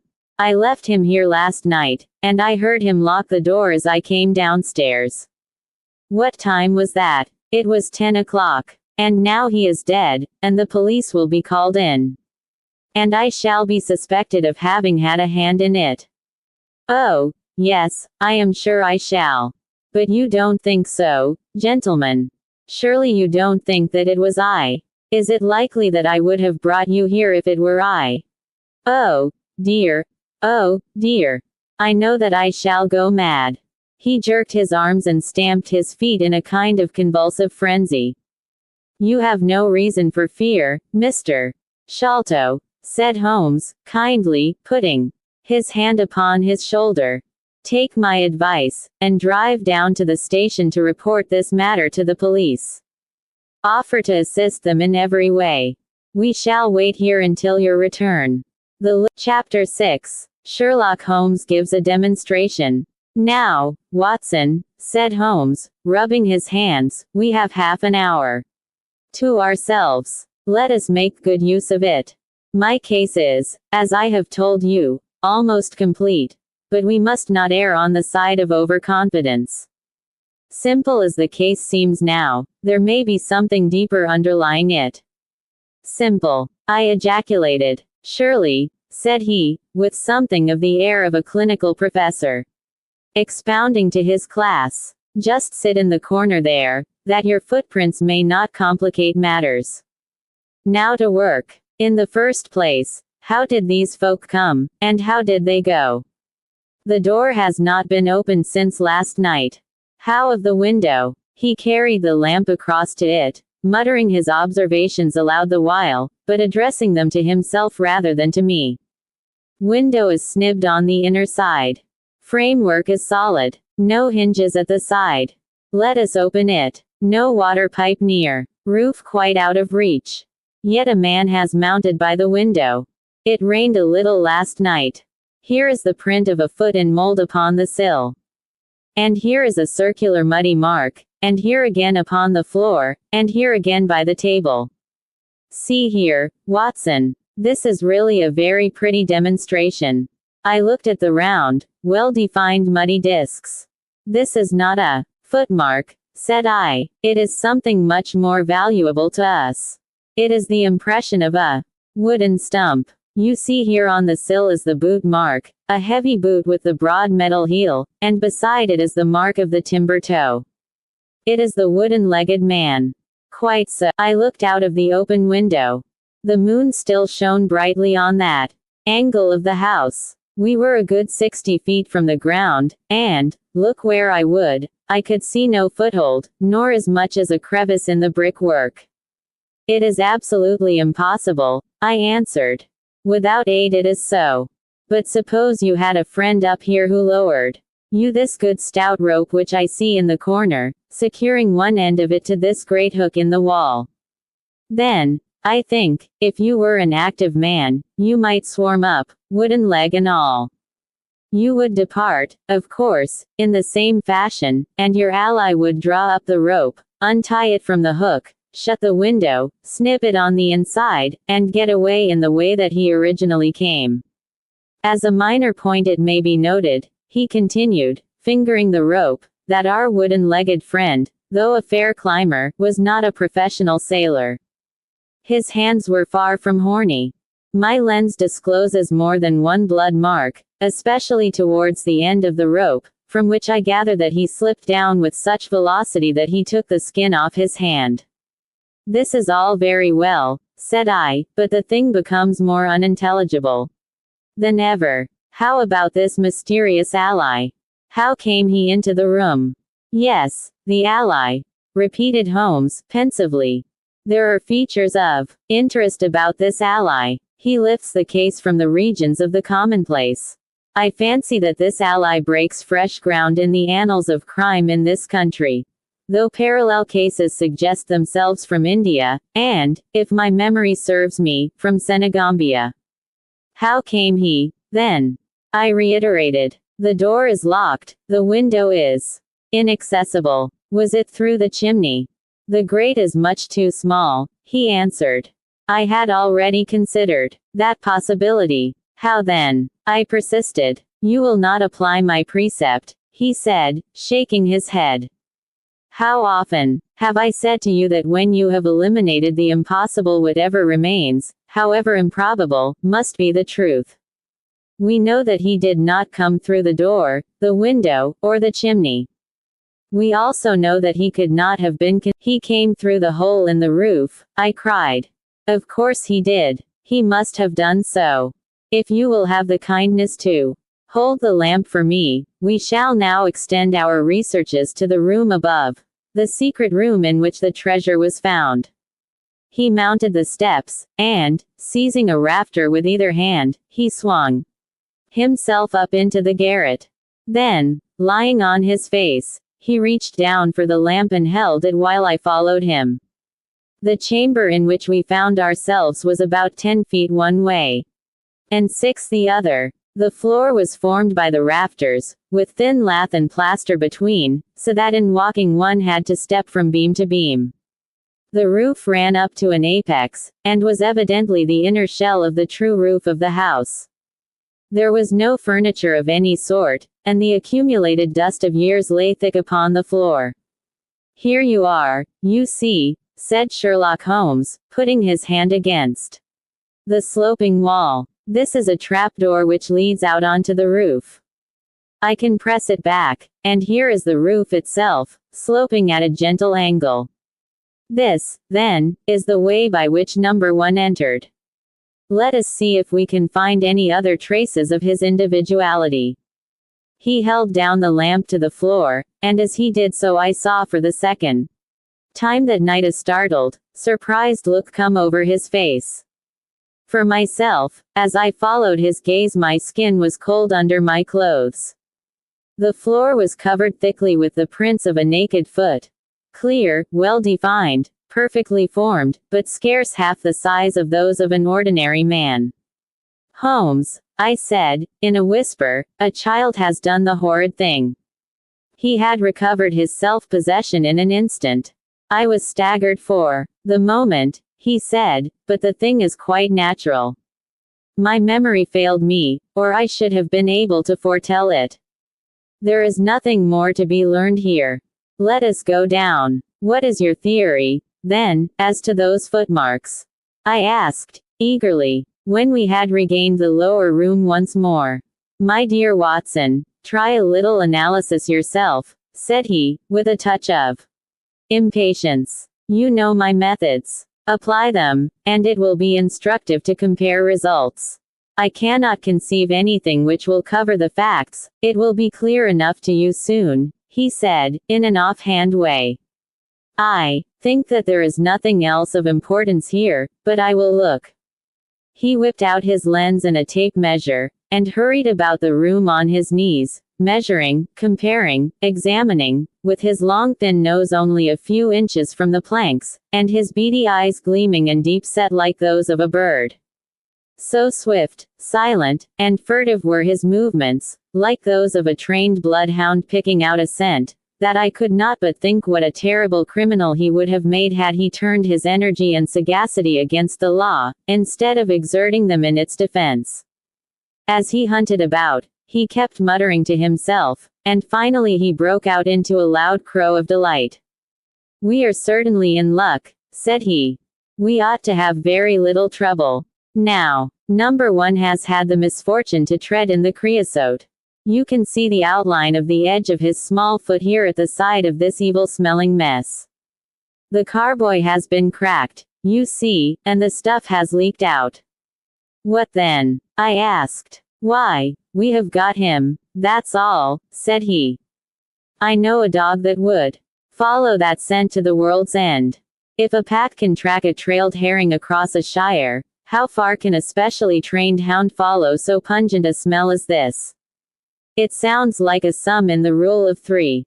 The answer should give us the but halloa! Here are the accredited representatives of the law." Heavy steps and the clamor of loud voices were audible from below. And the hall door shut with a loud crash. "Before they come," said Holmes, "just put your hand here on this poor fellow's arm, and here on his leg. What do you feel?" "The muscles are as hard as a board," I answered. "Quite so. They are in a state of extreme contraction, far exceeding the usual rigor mortis. Coupled with this distortion of the face, this Hippocratic smile, or risus sardonicus, as the old writers called it, what conclusion would it suggest to your mind?" "Death from some powerful vegetable alkaloid," I answered. "Some strychnine-like substance which would produce tetanus. That was the idea which occurred to me, by which the poison had entered the system. As you saw, I discovered a thorn which had been driven or shot with no great force into the scalp. You observe that the part struck was that which would be turned towards the hole in the ceiling if the man were erect in his chair. Now examine the thorn." I took it up gingerly and held it in the light of the lantern. It was long, sharp, and black, with a glazed look near the point as though some gummy substance had dried upon it. The blunt end had been trimmed and rounded off with a knife. "Is that an English thorn?" he asked. "No, it certainly is not. With all these data you should be able to draw some just inference. But, here are the regulars. So the auxiliary forces may beat a retreat." As he spoke, the steps which had been coming nearer sounded loudly on the passage, and a very stout, portly man in a gray suit strode heavily into the room. He was red-faced, burly and plethoric, with a pair of very small twinkling eyes which looked keenly out from between swollen and puffy pouches. He was closely followed by an inspector in uniform, and by the still palpitating Thaddeus Sholto. "Here's a business," he cried, in a muffled, husky voice. "Here's a pretty business. But who are all these? Why, the house seems to be as full as a rabbit warren. I think you must recollect me, Mr. Athelney Jones," said Holmes, quietly. "Why, of course I do," he wheezed. "It's Mr. Sherlock Holmes, the theorist. Remember you? I'll never forget how you lectured us all on causes and inferences and effects in the Bishopgate jewel case. It's true you set us on the right track, but you'll own now that it was more by good luck than good guidance. It was a piece of very simple reasoning. Oh, come, now, come. Never be ashamed to own up. But what is all this? Bad business. Bad business. Stern facts here. No room for theories. How lucky that I happened to be out at Norwood over another case. I was at the station when the No, still, we can't deny that you hit the nail on the head sometimes. Dear me. Door locked. I understand. Jewels worth $500,000 missing. How was the window? Fastened. But there are steps on the sill. Well, if it was fastened the steps could have nothing to do with the matter. That's common sense. Man might have died in a fit. But then the jewels are missing. Ha! I have a theory. These flashes come upon me at times. Just step outside, Sergeant, and you, Mr. Sholto. Your friend can remain. What do you think of this, Holmes? Sholto was, on his own confession, with his brother last night. The brother died in a fit, on which Sholto walked off with the treasure. How's that? On which the dead man very considerately got up and locked the door. On the inside. There's a flaw there. Let us apply common sense to the matter. This Thaddeus Sholto was with his brother. There was a quarrel. So much we know. The brother is dead and the jewels are gone. So much also we know. No one saw the brother from the time Thaddeus left him. His bed had not been slept in. Thaddeus is evidently in a most disturbed state of mind. His appearance is, well, not attractive. You see that I am weaving my web round Thaddeus. The net begins to close upon him. You are not quite in possession of the facts yet, said Holmes. This splinter of wood, which I have every reason to believe to be poisoned, was in the man's scalp where you still see the mark. This card, inscribed as you see it, was on the table, and beside it lay this rather curious stone-headed instrument. How does all that fit into your theory? Confirms it in every respect, said the fat detective, pompously. House is full of Indian curiosities. Thaddeus brought this up, and if this splinter be poisonous, Thaddeus may as well have made murderous use of it as any other man. The card is some hocus-pocus. A blind, as like as not. The only question is, how did he depart? Ah, of course, here is a hole in the roof. With great activity, considering his bulk, he sprang up the steps and squeezed through into the garret, and immediately afterwards we heard his exulting voice proclaiming that he had found the trapdoor. He can find something, remarked Holmes, shrugging his shoulders. He has occasional glimmerings of reason. Il n'y a pas de sots si incommodes que ce qui ont de l'esprit. You see, said Athelney Jones, reappearing down the steps again. Facts are better than mere theories, after all. My view of the case is confirmed. There is a trapdoor communicating with the roof, and it is partly open. It was I who opened it. Oh, indeed. You did notice it, then. He seemed a little crestfallen at the discovery. Well, whoever noticed it, it shows how our gentleman got away. Inspector. Yes, sir, from the passage. Ask Mr. Sholto to step this way. Mr. Sholto, it is my duty to inform you that anything which you may say will be used against you. I arrest you in the Queen's name as being concerned in the death of your brother. There, now, didn't I tell you?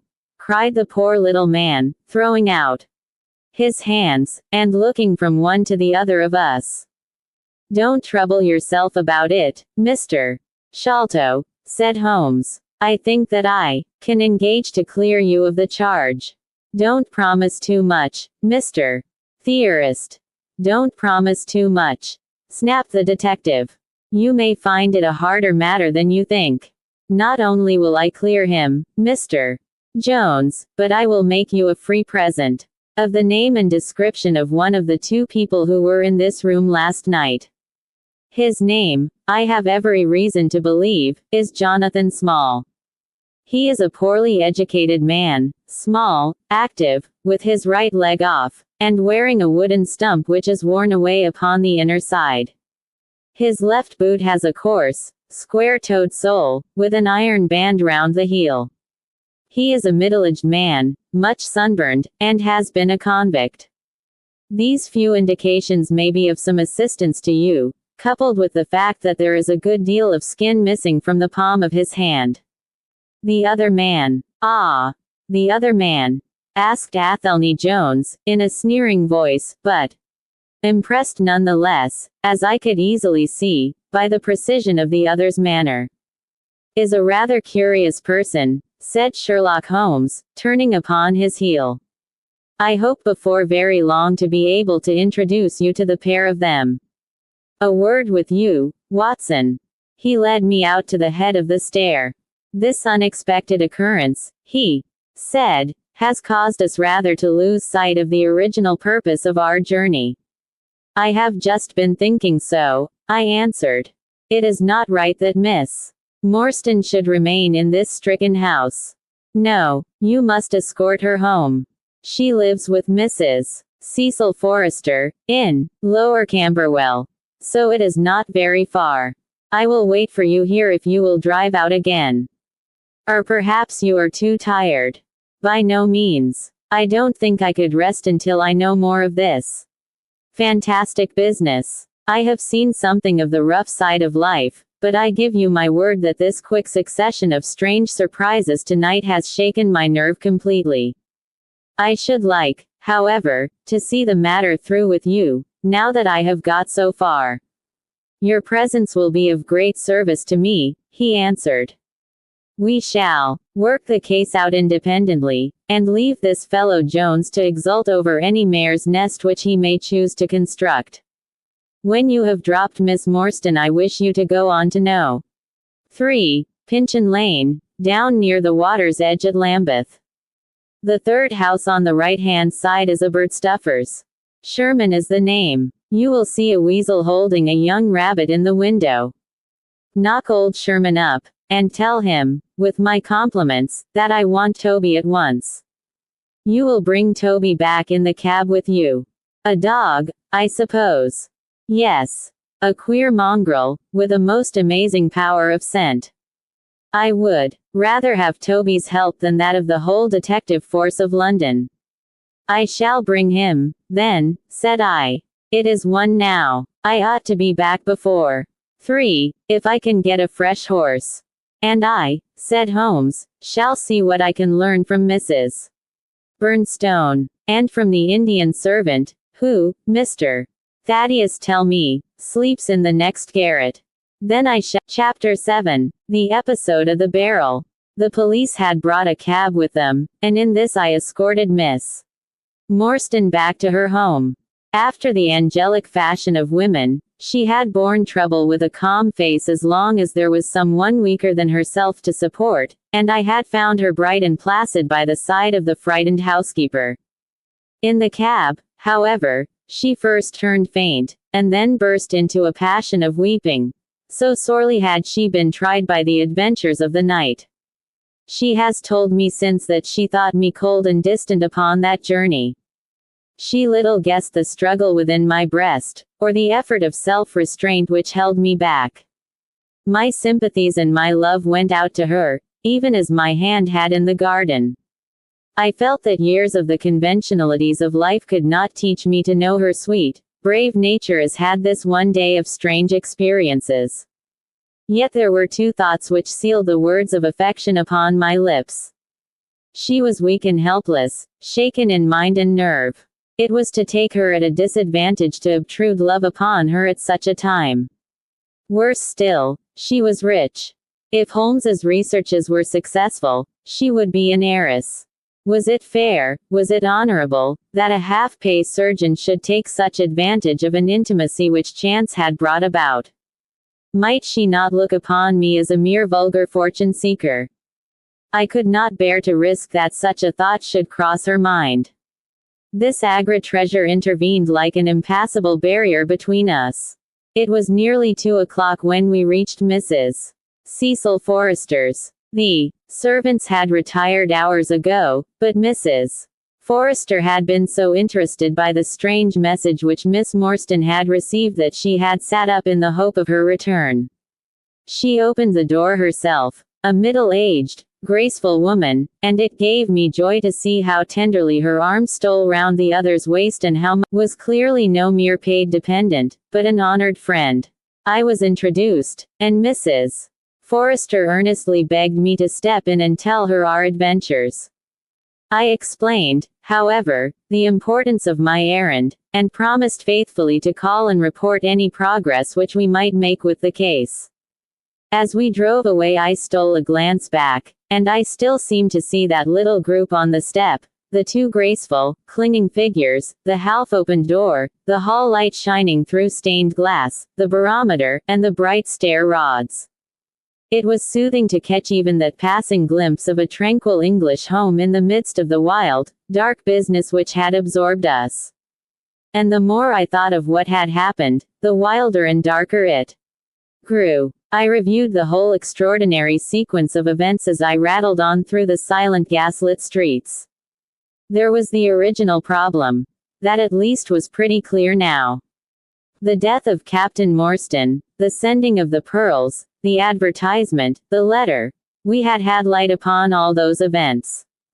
They had only led us, however, to a deeper and far more tragic mystery. The Indian treasure, the curious plan found among Morstan's baggage, the strange scene at Major Sholto's death, the rediscovery of the treasure immediately followed by the murder of the discoverer, the very singular accompaniments to the crime, the footsteps, the remarkable weapons, the words upon the card, corresponding with those upon Captain Morstan's chart. Here was indeed a labyrinth in which a man less singularly endowed than my fellow lodger might well despair of ever finding the clue. Pinchin Lane was a row of shabby two-storied brick houses in the lower quarter of Lambeth. I had to knock for some time at number 3 before I could make my impression. At last, however, there was the glint of a candle behind the blind, and a face looked out at the upper window. "Go on, you drunken vagabond," said the face. "If you kick up any more row I'll open the kennels and let out 43 dogs upon you." "If you'll let one out it is just what I have come for," said I. "Go on," yelled the voice. "So help me gracious, I have a wiper in the bag, and I'll drop it on your EAD if you don't hook it." "But I want a dog," I cried. "I won't be argued with," shouted Mr. Sherlock Holmes. I began, but the words had a most magical effect, for the window instantly slammed down, and within a minute the door was unbarred and open. Mr. Sherman was a lanky, lean old man, with stooping shoulders, a stringy neck, and blue-tinted glasses. A friend of Mr. Sherlock is always welcome, said he. Step in, sir. Keep clear of the badger, for he bites. Ah, naughty, naughty, would you take a nip at the gentleman? This to a stoat which thrust its wicked head and red eyes between the bars of its cage. Don't mind that, sir. It is only a slow worm. It hain't got no fangs, so I gives it the run o' the room, for it keeps the beetles down. You must not mind my bein' just a little short you at first, for I'm guided by the children, and there's many a one just comes down this lane to knock me up. What was it that Mr. Sherlock Holmes wanted, sir? He wanted a dog of yours. Ah, that would be Toby. Yes, Toby was the name. Toby lives at number 7 on the left here. He moved slowly forward with his candle among the queer animal family which he had gathered round him. In the uncertain, shadowy light I could see dimly that there were glancing, glimmering eyes peeping down at us from every cranny and corner. Even the rafters above our heads were lined by solemn fowls, who lazily shifted their weight from one leg to the other as our voices disturbed their slumbers. Toby proved to be an ugly, long-haired, lop-eared creature, half spaniel and half lurcher, brown and white in color, with a very clumsy waddling gait. It accepted after some hesitation a lump of sugar which the old naturalist handed to me, and, having thus sealed an alliance, it followed me to the cab, and made no difficulties about accompanying me. It had just struck 3 on the palace clock when I found myself back once more at Pondicherry Lodge. The ex-prize fighter McMurdo had, I found, been arrested as an accessory, and both he and Mr. Sholto had been marched off to the station. 2 constables guarded the narrow gate, but they allowed me to pass with the dog on my mentioning the detective's name. Ah, you have him there, said he. Good dog, then. Athene Jones has gone. We have had an immense display of energy since you left. He has arrested not only friend Thaddeus, but the gatekeeper, the housekeeper, and the Indian servant. We have the place to ourselves, but for a sergeant upstairs. Leave the dog here, and come up. We tied Toby to the hall table, and reascended the stairs. The room was as he had left it, save that a sheet had been draped over the central figure. A weary-looking police sergeant reclined in the corner. Lend me your bull's eye, sergeant, said my companion. Now tie this bit of card round my neck, so as to hang it in front of me. Thank you. Now I must kick off my boots and stockings. Just you carry them down with you, Watson. I am going to do a little climbing. And dip my handkerchief into the creosote. That will do. Now come up into the garret with me for a moment. We clambered up through the hole. Holmes turned his light once more upon the footsteps in the dust. I wish you particularly to notice these footmarks, he said.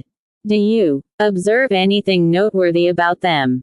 They belong, I said, to a child or a small woman. Apart from their size, though.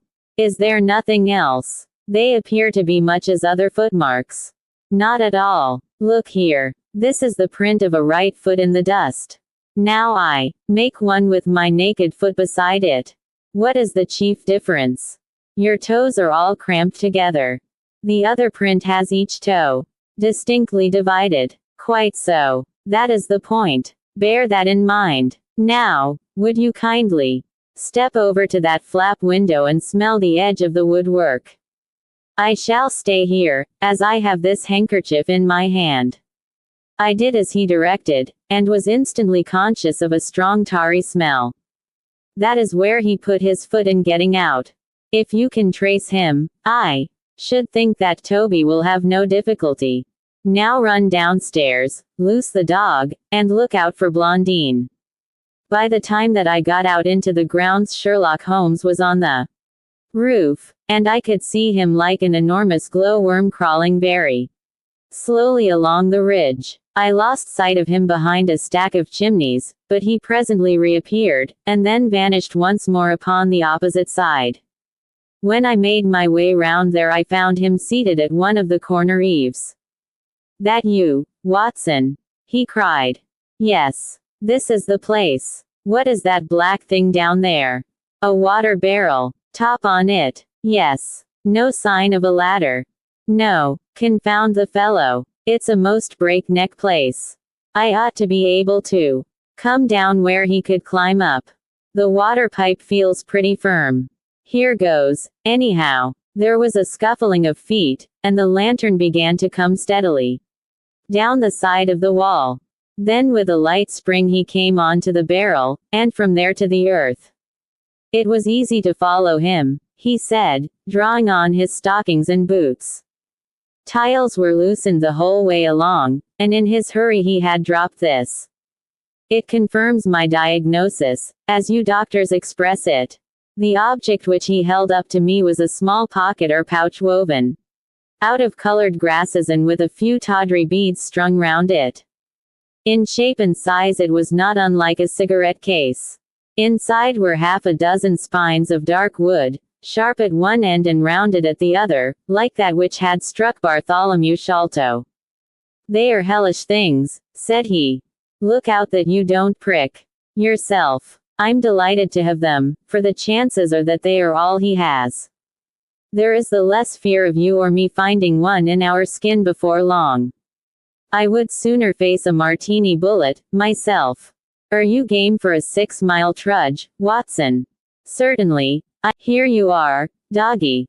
Good old Toby. Smell it, Toby, smell it." He pushed the creosote handkerchief under the dog's nose, while the creature stood with its fluffy legs separated, and with a most comical cock to its head, like a connoisseur sniffing the bouquet of a famous vintage. Holmes then threw the handkerchief to a distance, fastened a stout cord to the mongrel's collar, and led him to the foot of the water barrel. The creature instantly broke into a succession of high, tremulous yelps, and, with his nose on the ground, and his tail in the air, pattered off upon the trail at a pace which strained his leash and kept us at the top of our speed. The east had been gradually widening, and we could now see some distance in the cold gray light.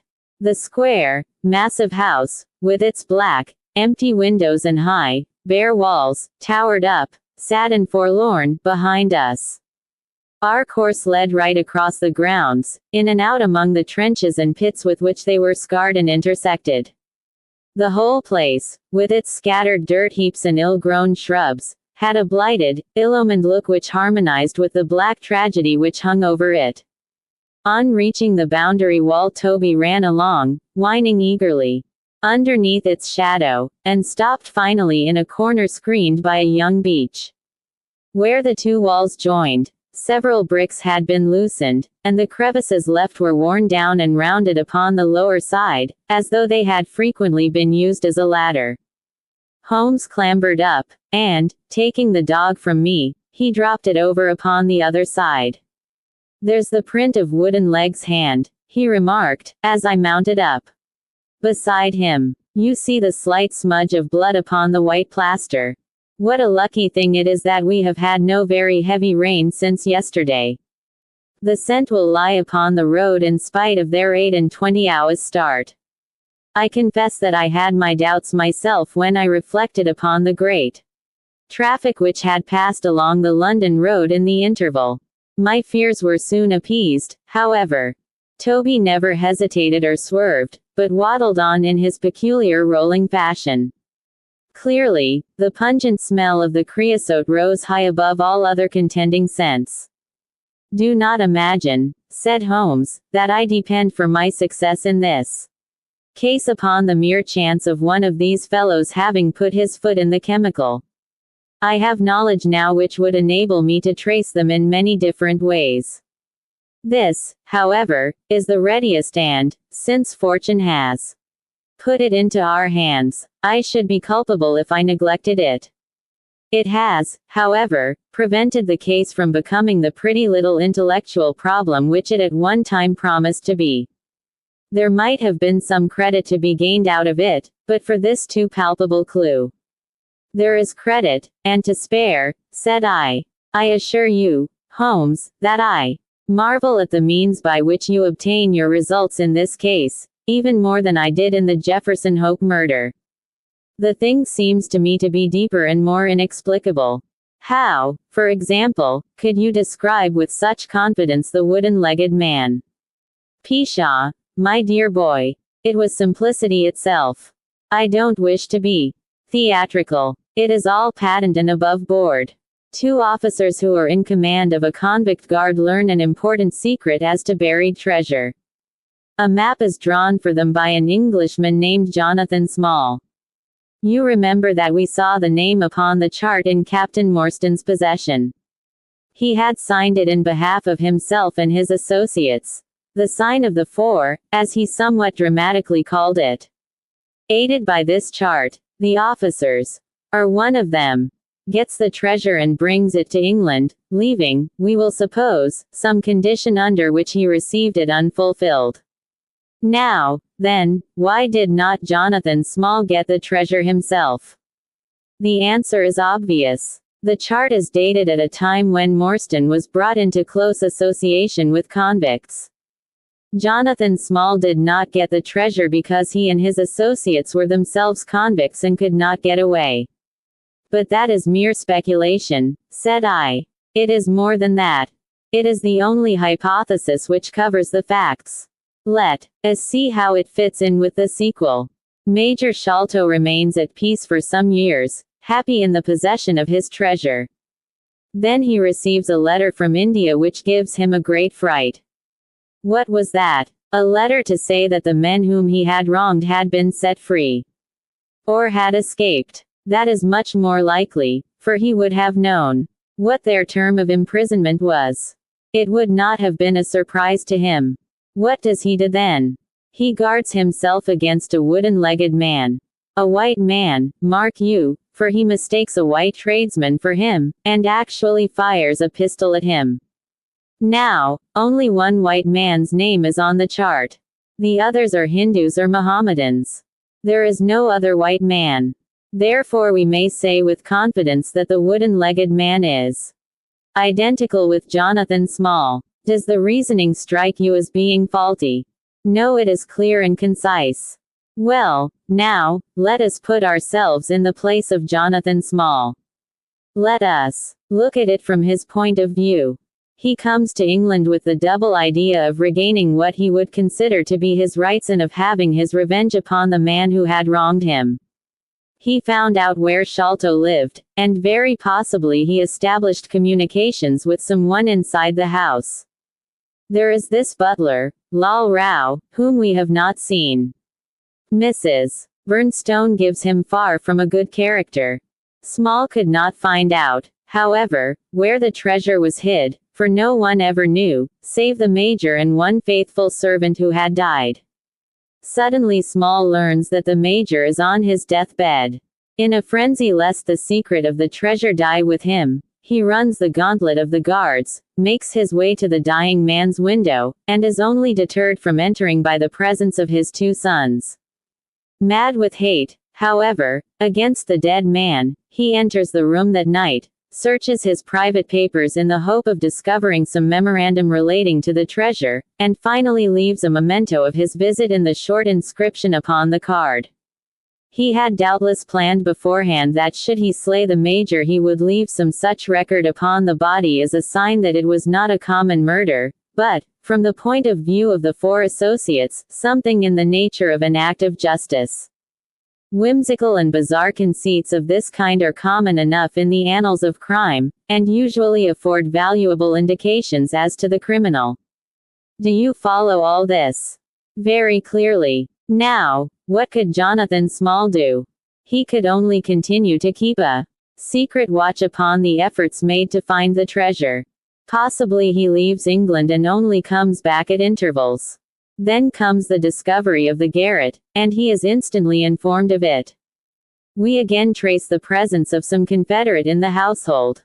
Jonathan, with his wooden leg, is utterly unable to reach the lofty room of Bartholomew Sholto. He takes with him, however, a rather curious associate, who gets over this difficulty, but dips his naked foot into creosote, whence comes Toby, and a 6-mile limp for a half-pay officer. Quite so. And rather to Jonathan's disgust, to judge by the way he stamped about when he got into the room. He bore no grudge against Bartholomew Sholto, and would have preferred if he could have been simply bound and gagged. He did not wish to put his head in a halter. There was no help for it, however. The savage instincts of his companion had broken out, and the poison had done its work. So Jonathan Small left his record, lowered the treasure box to the ground, and followed it himself. That was the train of events as far as I can decipher them. Of course, as to his personal appearance, he must be middle-aged, and must be sunburned after serving his time in such an oven as the Andamans. His height is readily calculated from the length of his stride, and we know that he was bearded.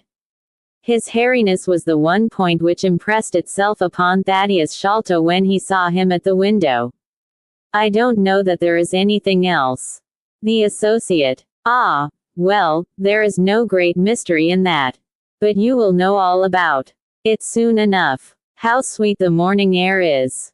See how that one little cloud floats like a pink feather from some gigantic flamingo.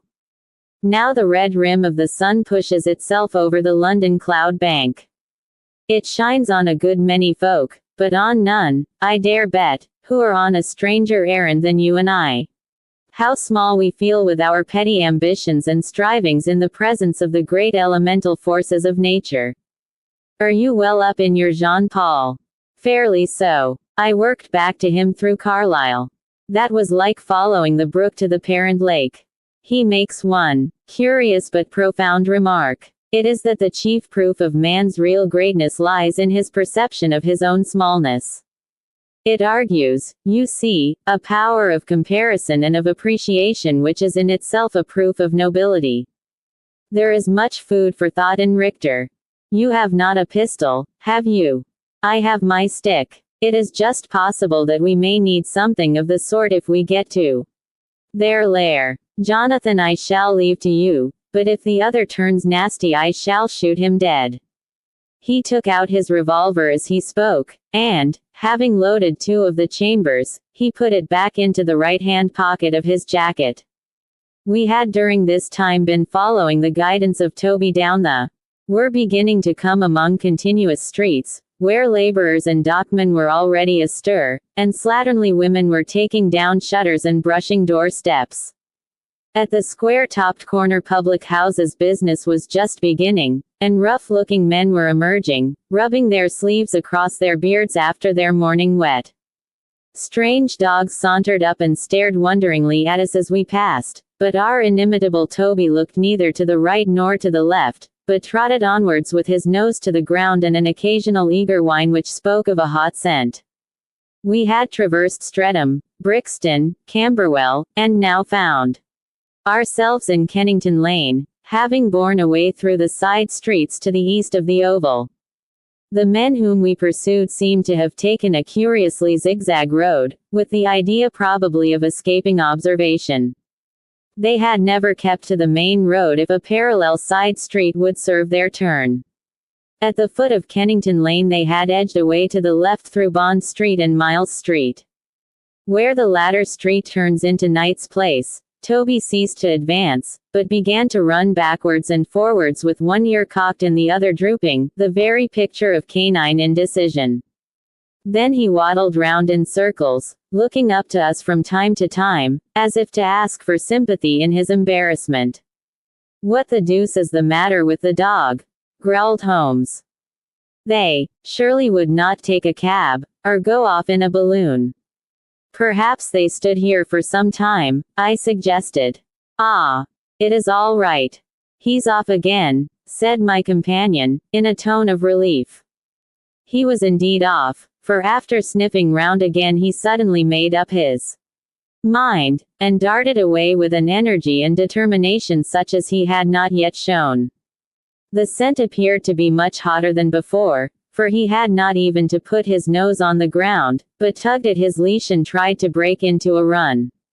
I could see by the gleam in Holmes's eyes that he thought we were nearing the end of our journey. Our course now ran down 9 Elms until we came to Brodericken. Nelson's large timber yard, just past the White Eagle Tavern. Here the dog, frantic with excitement, turned down barrel which still stood upon the hand trolley on which it had been brought. With lolling tongue and blinking eyes, Toby stood upon the cask, looking from one to the other of us for some sign of appreciation.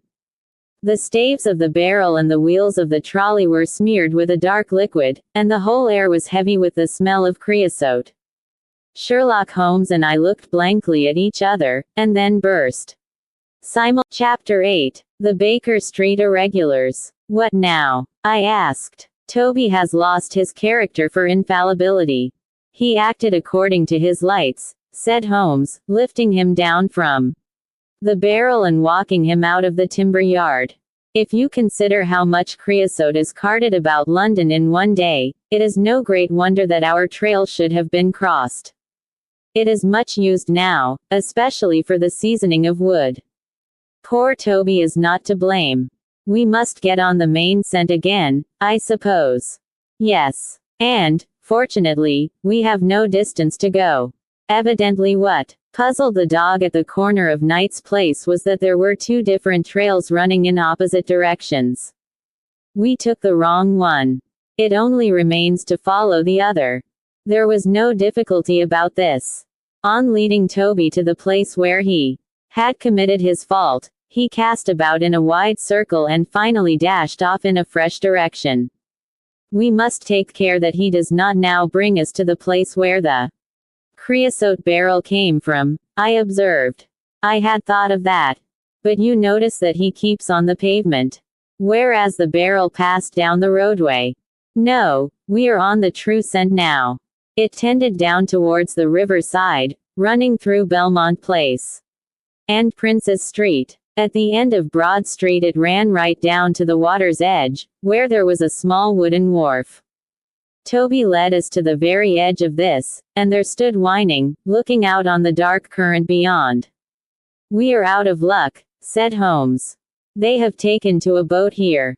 Several small punts and skiffs were lying about in the water and on of the wharf. We took Toby round to each in turn, but, though he sniffed earnestly, he made no sign.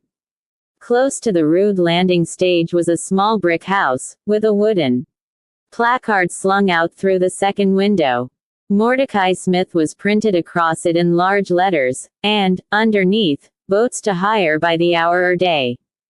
A second inscription above the door informed us that a steam launch was kept, a statement which was confirmed by a great pile of coke upon the jetty. Sherlock Holmes looked slowly round, and his face assumed an ominous expression. This looks bad, said he. These fellows are sharper than I expected. They seem to have covered their tracks. There has, I fear, been preconcerted management here. He was approaching the door of the house, when it opened, and a little curly-headed lad of 6 came running out, followed by a stoutish, red-faced woman with a large sponge in her hand. You come back and be washed, Jack, she shouted. Come back, you young imp. For if your father comes home and finds you like that, he'll let us hear of it. Dear little chap, said Holmes, strategically. What a rosy-cheeked, young rascal. Now, Jack, is there anything you would like? The youth pondered for a moment. I'd like a shillin', said he. Nothing you would like better. I'd like 2 shillin' better, the prodigy answered, after some thought. Here you are, then. Catch. A fine child, Mrs. Smith. Lor, bless you, sir, he is that, and forward. He gets a'most too much for me to manage, specially when my man is away days at a time. Away, is he? Said Holmes, in a disappointed voice. I am sorry for that. For I wanted to speak to Mr. Smith. He's been away since yesterday mornin', sir, and, truth to tell, I am beginnin' to feel frightened about him.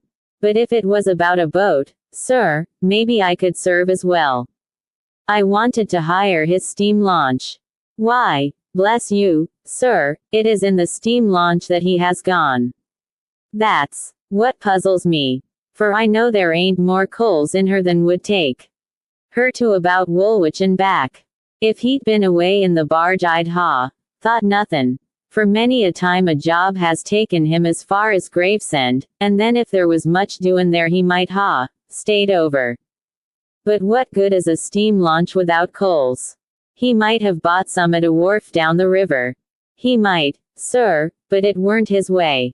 Many a time I've heard him call out at the prices they charge for a few odd bags.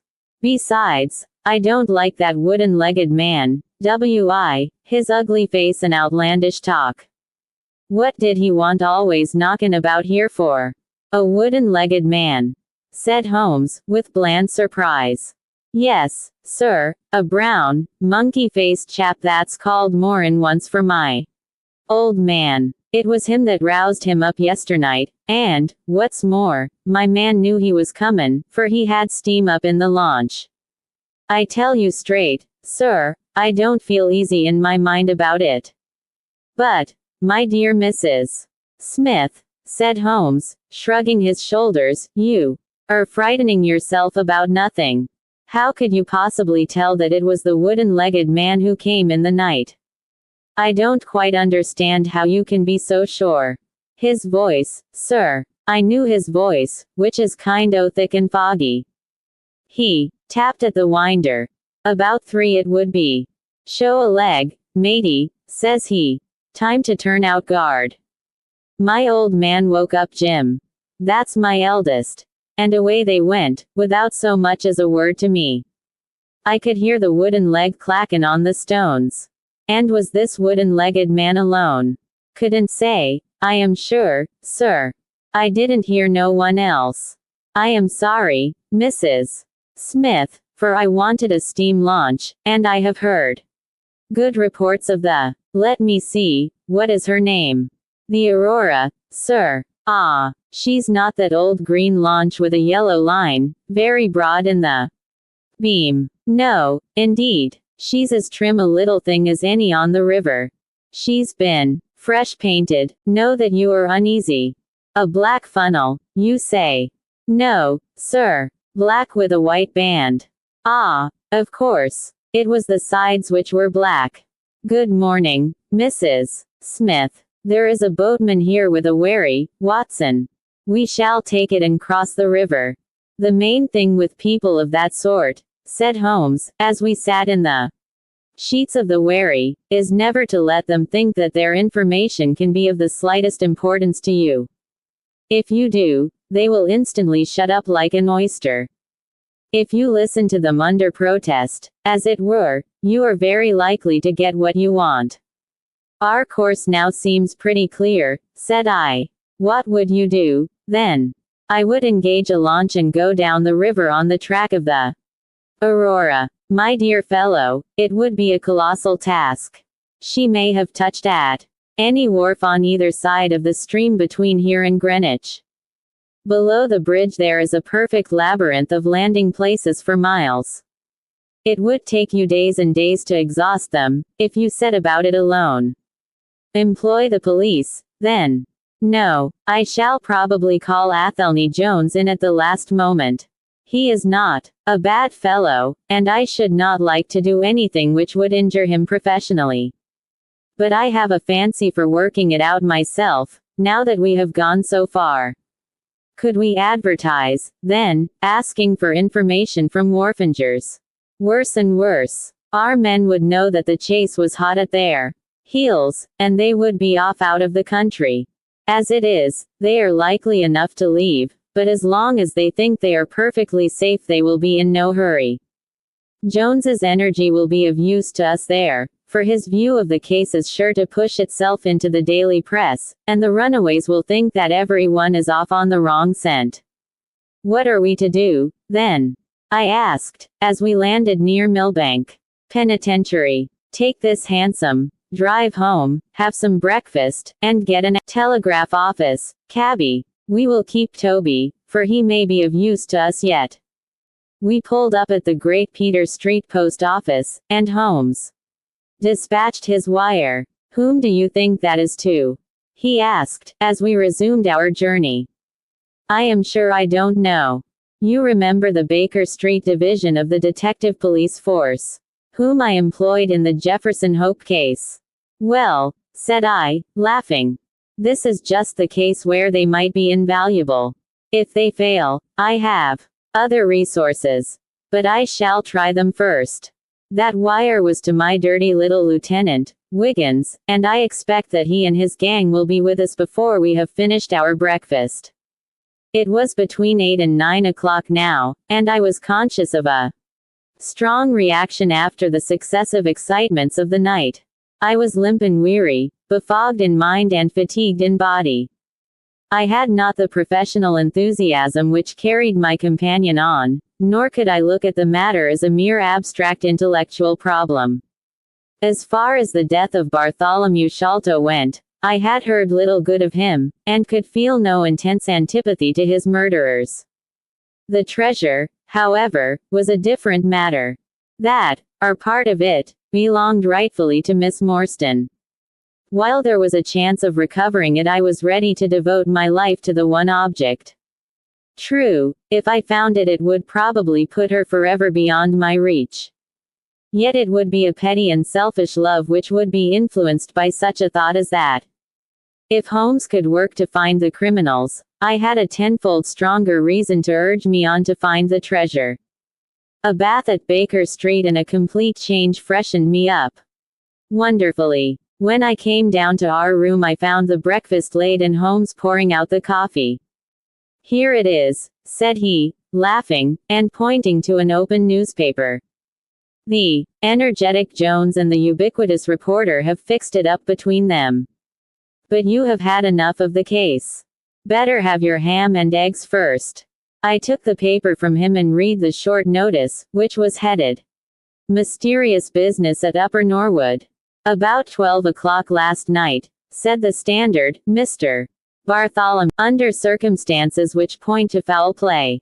As far as we can learn, no actual traces of violence were found upon Mr. Sholto's person, but a valuable collection of Indian gems which the deceased gentleman had inherited from his father has been carried off. The discovery was first made by Mr. Sherlock Holmes and Dr. Watson, who had called at the house with Mr. Thaddeus Sholto, brother of the deceased. By a singular piece of good fortune, Mr. Athelney Jones, the well-known member of the detective police force, happened to be at the Norwood police station, and was on the ground within half an hour of the first alarm. His trained and experienced faculties were at once directed towards the detection of the criminals, with the gratifying result that the brother, Thaddeus Sholto, has already been arrested, together with the housekeeper, Mrs. Burnstone, an Indian butler named Lal Rao, and a porter, or gatekeeper, named McMurdo. It is quite certain that the thief or thieves were well acquainted with the house, for Mr. Jones's well-known technical knowledge and his powers of minute observation have enabled him to prove conclusively that the miscreants could not have entered by the door or by the window, but must have made their way across the roof of the building, and so through a trapdoor into a room which communicated with that in which the body was found. This fact, which has been very clearly made out, proves conclusively that it was no mere haphazard burglary. The prompt and energetic action of the officers of the law shows the great advantage of the presence on such occasions of a single vigorous and masterful mind.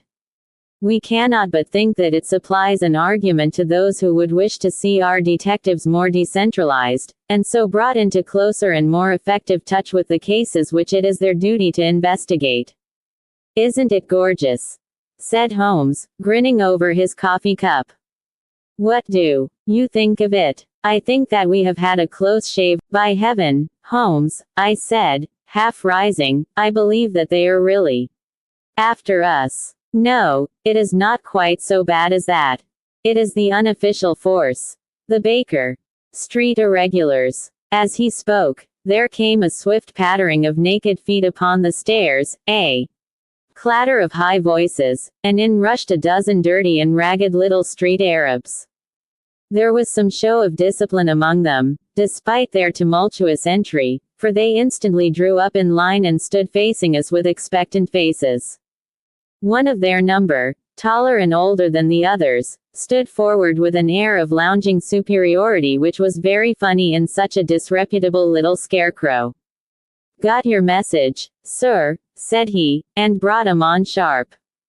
3 bob, and a tanner for tickets." "Here you are," said Holmes, producing some silver.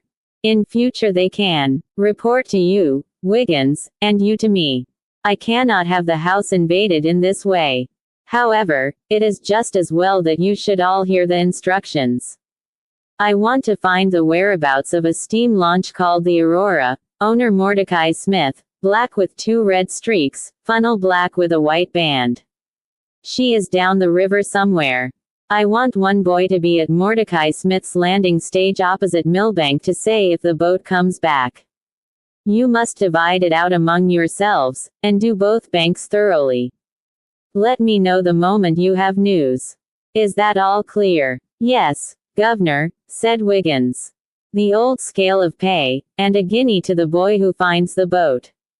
Here's a day in advance. Now off you go." He handed them a shilling each, and away they buzzed down the stairs, and I saw them a moment later streaming down the street. "If the launch is above water they will find her," said Holmes, as he rose from the table and lit his pipe. "They can go everywhere, see everything, overhear everyone. I expect to hear before evening that they have spotted her. In the meanwhile, we can do nothing but await results. We cannot pick up the broken trail until we find either the Aurora or Mr. Mordecai Smith. Toby could eat these scraps, I dare say. Are you going to bed, Holmes?" "No, I am not tired. I have a curious constitution. I never remember feeling tired by work, though idleness exhausts me completely. I am going to smoke and to think over this queer business to which my fair client has introduced us. If ever man had an easy task, this of ours ought to be. Wooden-legged men are not so common, but the other man must, I should think, be absolutely unique. That other man again. I have no wish to make a mystery of him. To you, anyway. But you must have formed your own opinion. Now, do consider the data. Diminutive footmarks, toes never fettered by boots, naked feet, stone-headed wooden mace, great agility, small poisoned darts. What do you make of all this?" "A savage," I exclaimed. "Perhaps one of those Indians who were the associates of Jonathan Small." "Hardly that," said he. "When first I saw signs of strange weapons I was inclined to think so. But the remarkable character of the footmarks caused me to reconsider my views. Some of the inhabitants of the Indian peninsula are small men, but none could have left such marks as that. The Hindu proper has long and thin feet. The sandal-wearing Mohammedan has the great toe well separated from the others, because the thong is commonly passed between. These little darts, too, could only be shot in one way. They are from a blowpipe. Now, then, where are we to find our savage?" "South American," I hazarded. He stretched his hand up, and took down a bulky volume from the shelf. "This is the first volume of a gazetteer which is now being published. It may be looked upon as the very latest authority. What have we here? Andaman Islands, situated 340 miles to the north of Sumatra, in the Bay of Bengal. Hum. What's all this? Moist climate, coral reefs, sharks, Port Blair, convict barracks, Rutland Island, cottonwoods. Ah, here we are. The aborigines of the Andaman Islands may perhaps claim the distinction of being the smallest race upon this earth, though some anthropologists prefer the Bushmen of Africa, the Digger Indians of America, and the Terra del Fuegians. The average height is rather below 4 feet, although many full-grown adults may be found who are very much smaller than this. Their feet and hands, however, are remarkably small. So intractable and fierce are they that all the efforts of the British official have failed to win them over in any degree. They have always been a terror to shipwrecked crews, braining the survivors with their stone-headed clubs, or shooting them with their poisoned arrows. These massacres are invariably concluded by a cannibal feast. Nice, amiable people, Watson. If this fellow had been left to his own unaided devices, this affair might have taken an even more ghastly turn. I fancy that, even as it is, Jonathan Small would give a good deal not to have employed him. But how came he to have so singular a companion? Ah, that is more than I can tell. Since, however, we had already determined that Small had come from the Andamans, it is not so very wonderful that this islander should be with him. No doubt we shall know all about it in time. Look here, Watson. You look regularly done. Lie down there on the sofa, and see if I can put you to sleep. He took up his violin from the corner, and as I stretched myself out he began to play some low, dreamy, melodious air. His own, no doubt, for he had a remarkable gift for improvisation. I have a vague remembrance of his gaunt limbs, his earnest face, and the rise and fall of his bow. Then I seemed to be floated peacefully away upon a soft sea of sound, until I found myself in Chapter 9, A Break in the Chain. It was late in the afternoon before I woke, strengthened and refreshed. Sherlock Holmes still sat exactly as I had left him, save that he had laid aside his violin and was deep in a book.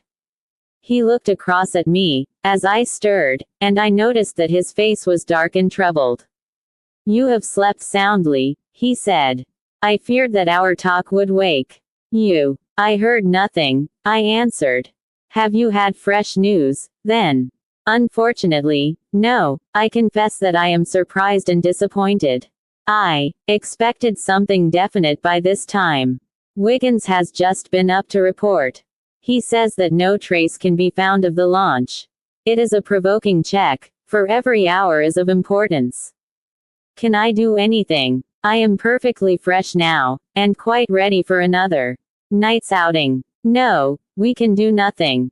We can only wait. If we go ourselves, the message might come in our absence, and delay be caused. You can do what you will, but I must remain on guard. Then I shall run over to Camberwell and call upon Mrs. Cecil Forrester. She asked me to, yesterday." "On Mrs. Cecil Forrester?" asked Holmes, with the twinkle of a smile in his eyes. "Well, of course Miss Morstan too. They were anxious to hear what happened. I would not tell them too much," said Holmes. "Women are never to be entirely trusted. Not the best of them." I did not pause to argue over this atrocious sentiment. "I shall be back in an hour or two," I remarked. "All right. Good luck. But, I say, if you are crossing the river you may as well," returned Toby, "for I don't think it is at all likely that we shall have any use for him now." I took our mongrel accordingly, and left him, together with a half-sovereign, at the old naturalist's in Pinchin Lane. At Camberwell I found Miss Morstan a little weary after her night's adventures, but very eager to hear the news. Mrs. Forrester, too, was full of curiosity. I told them all that we had done, suppressing, however, the more dreadful parts of the tragedy. Thus, although I spoke of Mr. Sholto's death, I said nothing of the exact manner and method of it. With all my omissions, however, there was enough to startle and amaze them. "It is a romance," cried Mrs. Forrester. "An injured lady, $500,000 in treasure, a black cannibal, and a wooden-legged ruffian.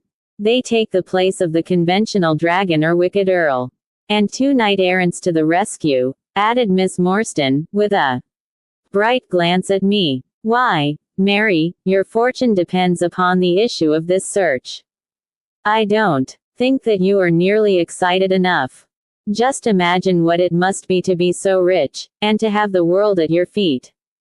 It sent a little thrill of joy to my heart to notice that she showed no sign of elation at the prospect. On the contrary, she gave a toss of her proud head, as though the matter were one in which she took small interest. "It is for Mr. Thaddeus Sholto that I am anxious," she said. "Nothing else is of any consequence. but I think that he has behaved most kindly and honorably throughout. It is our duty to clear him of this dreadful and unfounded charge. It was evening before I left Camberwell, and quite dark by the time I reached home. My companion's book and pipe lay by his chair, but no, sir. He has gone to his room, sir. Do you know, sir, sinking her voice into an impressive whisper, I am afraid for his health. Why so, Mrs. Hudson? Well, he's that strange, sir. After you was gone he walked up and down, until I was weary of the sound of his footstep. Then I heard him talking to himself and muttering, and every time the bell rang out he came on the stairhead, with, what is that, Mrs. Hudson? And now he has slammed off to his room, but I can hear him walking away the same as ever. I hope he's not going to be ill, sir. I ventured to say something to him about cooling medicine, but he turned on me, sir, with such a look that I don't know how ever I got out of the room. I don't think that you have any cause to be uneasy, Mrs. Hudson, I answered. I have seen him like this before. He has some small matter upon his mind which makes him restless. I tried to speak lightly to our worthy landlady, but I was myself somewhat uneasy when through the long night I still from time to time heard the dull sound of his tread, and knew how his keen spirit was chafing against this involuntary inaction. At breakfast time he looked worn and haggard, with a little fleck of feverish color upon either cheek. You are knocking yourself up, old man, I remarked. I heard you marching about in the night. No, I could not sleep, he answered. This infernal problem is consuming me. It is too much to be balked by so petty an obstacle, when all else had been overcome. I know the men, the launch, everything, and yet I can get no news. I have set other agencies at work, and used every means at my disposal. The whole river has been searched on either side, but there is no news, nor has Mrs. Smith heard of her husband. I shall come to the conclusion soon that they have scuttled the craft. But there are objections to that. Or that Mrs. Smith has put us on a wrong scent. No, I think that may be dismissed. I had inquiries made, and there is a launch of that description. Could it have gone up the river? I have considered that possibility too, and there is a search party who will work up as far as Richmond. If no news comes today, I shall myself tomorrow, and go for the men rather than the boat. But surely, we shall hear something. We did not, however. Not a word came to us either from Wiggins or from the other agencies. There were articles in most of the papers upon the Norwood tragedy. They all appeared to be rather hostile to the unfortunate Thaddeus Sholto. No fresh details were to be found, however, in any of them, save that an inquest was to be held upon the following day. I walked over to Camberwell in the evening to report our ill success to the ladies, and on my return I found Holmes dejected and somewhat morose. He would hardly reply to my questions, and busied himself all evening in an abstruse chemical analysis which involved much heating of retorts and distilling of vapors, ending at last in a smell which fairly drove me out of the apartment. Up to the small hours of the morning I could hear the clinking of his test tubes which told me that he was still engaged in his malodorous experiment. In the early dawn I woke with a start, and was surprised to find him standing by my bedside, clad in a rude sailor dress with a pea jacket, and a coarse red scarf round his neck. I am off down the river, Watson, said he. I have been turning it over in my mind, and I can see only one way out of it. It is worth trying, at all events. Surely I can come with you, then, said I. No, you can be much more useful if you will remain here as my representative. I am loath to go, for it is quite on the cards that some message may come during the day, though Wiggins was despondent about it last night. I want you to open all notes and telegrams, and to act on your own judgment if any news should come. Can I rely upon you? Most certainly. I am afraid that you will not be able to wire to me, for I can hardly tell yet where I may find myself. If I am in luck, however, I may not be gone so very long. I shall have news of some sort or other before I get back. I had heard nothing of him by breakfast time. On opening the Standard, however, than was originally supposed. Fresh evidence has shown that it is quite impossible that Mr. Thaddeus Sholto could have been in any way concerned in the matter. He and the housekeeper, Mrs. Burnstone, were both released yesterday evening. It is believed, however, that the police have a clue as to the real culprits, and that it is being prosecuted by Mr. Athelney Jones, of Scotland Yard, with all his well-known energy and sagacity. Further arrests may be expected at any moment. That is satisfactory so far as it goes, thought I. Friend Sholto is safe, at any rate. I wonder what the fresh clue may be. Though it seems to be a stereotyped form whenever the police have made a blunder. I tossed the paper down upon the table, but at that moment my eye caught an advertisement in the agony column. It ran in this way. Lost. Whereas Mordecai Smith, boatman, and his son, Jim, left Smith's Wharf at or about 3 o'clock last Tuesday morning in the steam launch Aurora, black with 2 red stripes, funnel black with a white band. The sum of £5 will be paid to anyone who can give information to Mrs. Smith, at Smith's Wharf, or at 221B Baker Street, as to the whereabouts of the said Mordecai Smith and the launch Aurora. This was clearly Holmes's doing.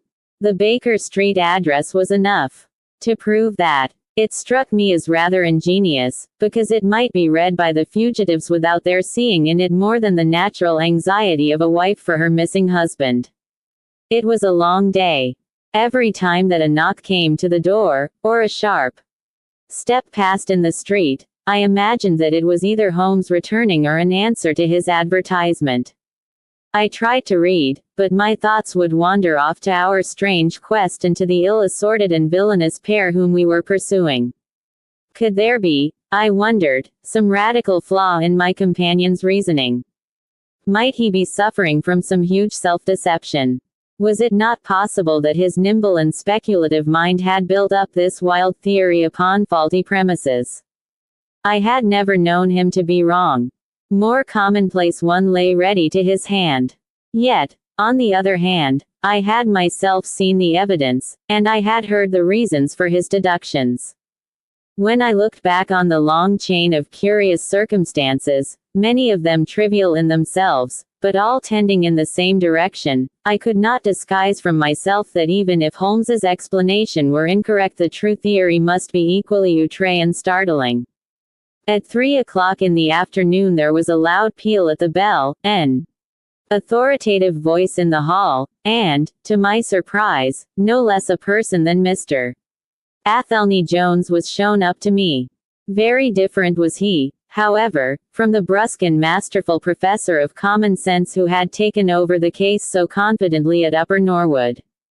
His expression was downcast, and his bearing meek and even apologetic. "Good day, sir." "Good day," said he. "Mr. Sherlock Holmes is out, I understand." "Yes, and I cannot be sure when he will be back. But perhaps you would care to wait. Take that chair and try one of these cigars." "Thank you. I don't mind if I do," said he, mopping his face with a red bandana handkerchief. "And a whiskey and soda." "Well, half a glass. It is very hot for the time of year, and I have had a good deal to worry and try me. You know my theory about this Norwood case. I remember that you expressed one. Well, I have been obliged to reconsider it. I had my net drawn tightly round Mr. Sholto, sir, when Poppy went through a hole in the middle of it. He was able to prove an alibi which could not be shaken. From the time that he left his brother's room he was never out of sight of someone or other. So it could not be he who climbed over roofs and through trapdoors. It's a very dark case, and my professional credit is at stake. I should be very glad of a little assistance. We all need help sometimes, said I. Your friend Mr. Sherlock Holmes is a wonderful man, sir, said he, in a little quick perhaps in jumping at theories, but, on the whole, I think he would have made a most promising officer, and I don't care who knows it. I have had a wire from him this morning, by which I understand that he has got some clue to this Sholto business. Here is the message. He took the telegram out of his pocket, and handed it to me. It was dated, from Poplar at 12 o'clock. Go to Baker Street at once, it said. If I have not returned, wait for me. I am close on the track of the Sholto gang. You can come with us tonight if you want to be in at the finish. This sounds well. He has evidently picked up the scent again, said I. Ah, then he has been at fault too, exclaimed Jones, with evident satisfaction. Even the best of us are thrown off sometimes. Of course this may prove to be a false alarm, but it is my duty as an officer of the law to allow no chance to slip. But there is someone at the door. Perhaps this is he. A heavy step was heard ascending the stair, with a great wheezing and rattling as from a man who was sorely put to it for breath. Once or twice he stopped, as though the climb were too much for him, but at last he made his way to our door and entered. His appearance corresponded to the sounds which we had heard. He was an aged man, clad in seafaring garb, with an old pea jacket buttoned up to his throat. His back was bowed, his knees were shaky, and his breathing was painfully asthmatic. As he leaned upon a thick oaken cudgel, his shoulders heaved in the effort to draw the air into his lungs. He had a colored scarf round his chin, and I could see little of his face save a pair of keen dark eyes, overhung by bushy white brows, and long gray side whiskers. Altogether he gave me the impression of a respectable master mariner who had fallen into years and poverty. What is it, my man? I asked. He looked about him in the slow methodical fashion of old age. Is Mr. Sherlock Holmes here? Said he. No, but I am acting for him. You can tell me any message you have for him. It was to him himself I was to tell it, said he. But I tell you that I am yes, I knows well where it is. I knows where the men he is after are. I knows where the treasure is. I knows all about it. Then tell me, and I shall let him know.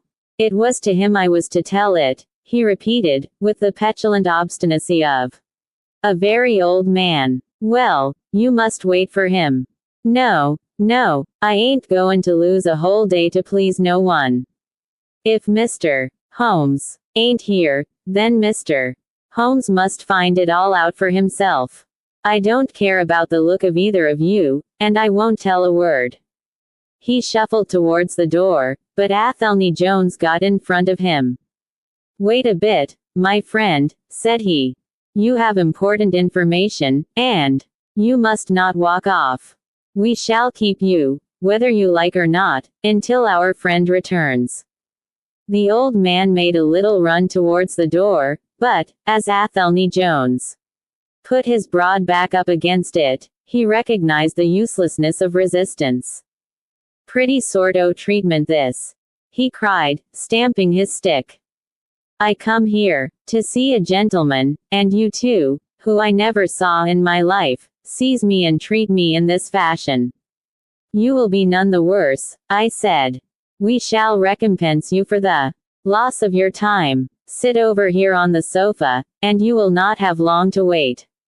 He came across sullenly enough, and seated himself with his face resting on his hands. Jones and I resumed our cigars and our talk. Suddenly, however, Holmes's voice broke in upon us. I think that you might offer me a cigar too, he said. We both started in our chairs. There was Holmes sitting close to us with an air of quiet amusement. Holmes, I exclaimed, you here? But where is the old man? Here is the old man, said he, holding out a heap of white hair. Here he is. Wig, whiskers, eyebrows, and all. I thought my disguise was pretty good, but I hardly expected that it would stand that test. Ah, you rogue! Cried Jones, highly delighted. You would have made an actor, and a rare one. Weak legs of yours are worth £10 a week. I thought I knew the glint of your eye, though. You didn't get away from us so easily, you see. I have been working in that get-up all day, said he, lighting his cigar. You see, a good many of the criminal classes begin to know me. Especially since our friend here took to publishing some of my cases. So I can only go on the warpath under some simple disguise like this. You got my wire. Yes. That was what brought me here. How has your case prospered? It has all come to nothing. I have had to release 2 of my prisoners. And there is no evidence against the other 2. Never mind. We shall give you 2 others in the place of them. But you must put yourself under my orders. You are welcome to all the official credit, but you must act on the line that I point out. Is that agreed? Entirely, if you will help me to the men. Well, then, in the first place I shall want a fast police boat. A steam launch. To be at the Westminster Stairs at 7 o'clock. That is easily managed. There is always one about there.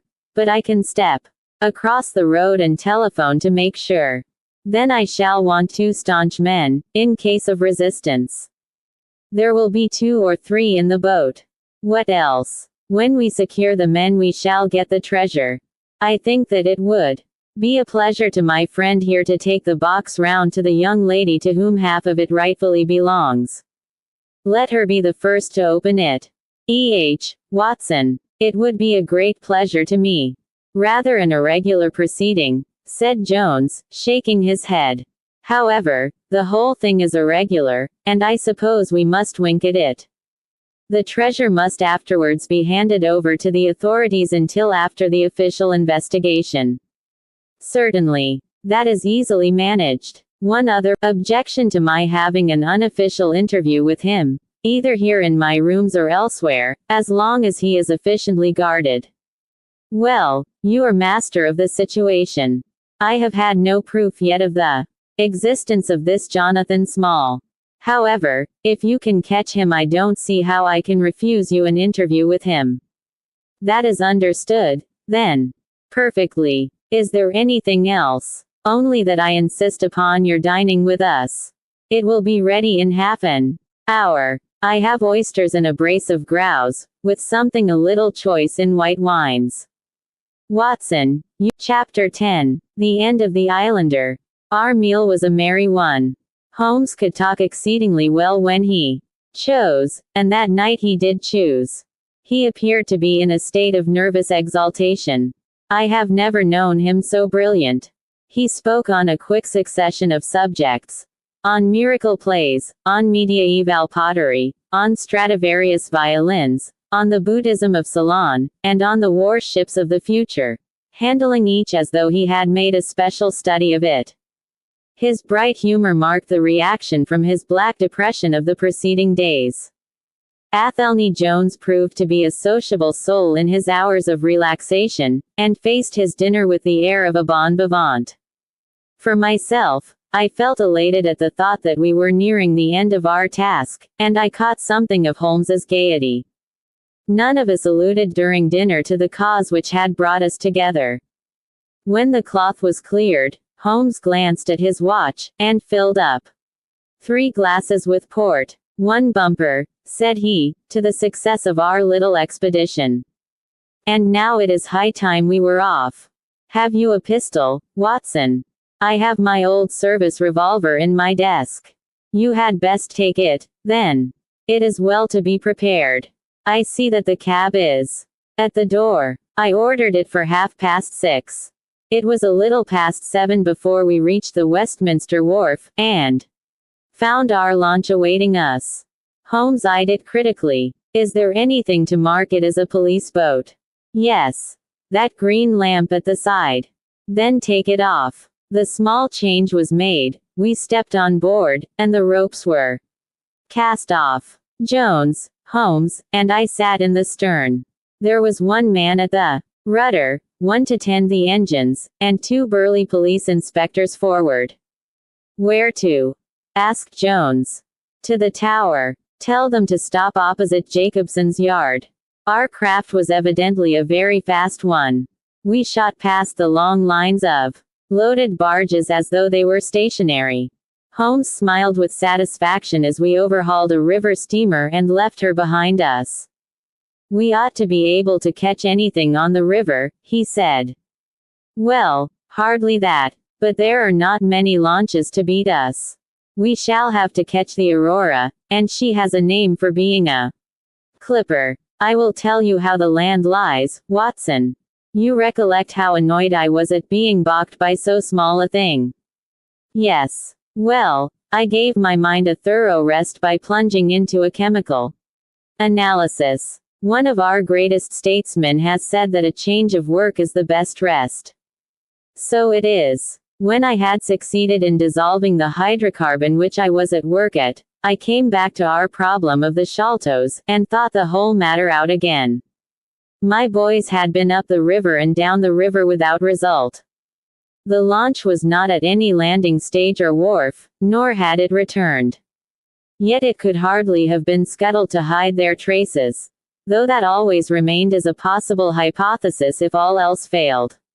I knew this man Small had a certain degree of low cunning, but I did not think him capable of anything in the nature of delicate finesse. That is usually a product of higher education. I then reflected that since he had certainly been in London some time, as we had evidence that he maintained a continual watch over Pondicherry Lodge, he could hardly leave at a moment's notice, but would need some little time, if it were only a day, to arrange his affairs. That was the balance of probability, at any rate. "It seems to me to be a little weak," said I. "It is more probable that he had arranged his affairs before ever he set out upon his expedition." "No, I hardly think so. This lair of his would be too valuable a retreat in case of need for him to give it up until he was sure that he could do without it." But a second consideration struck me.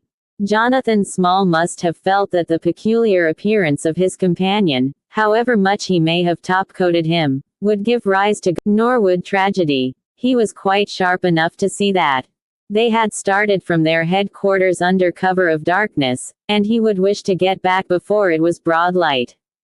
Now, it was past 3 o'clock, according to Mrs. Smith, when they got the boat. It would be quite bright, and people would be about in an hour or so.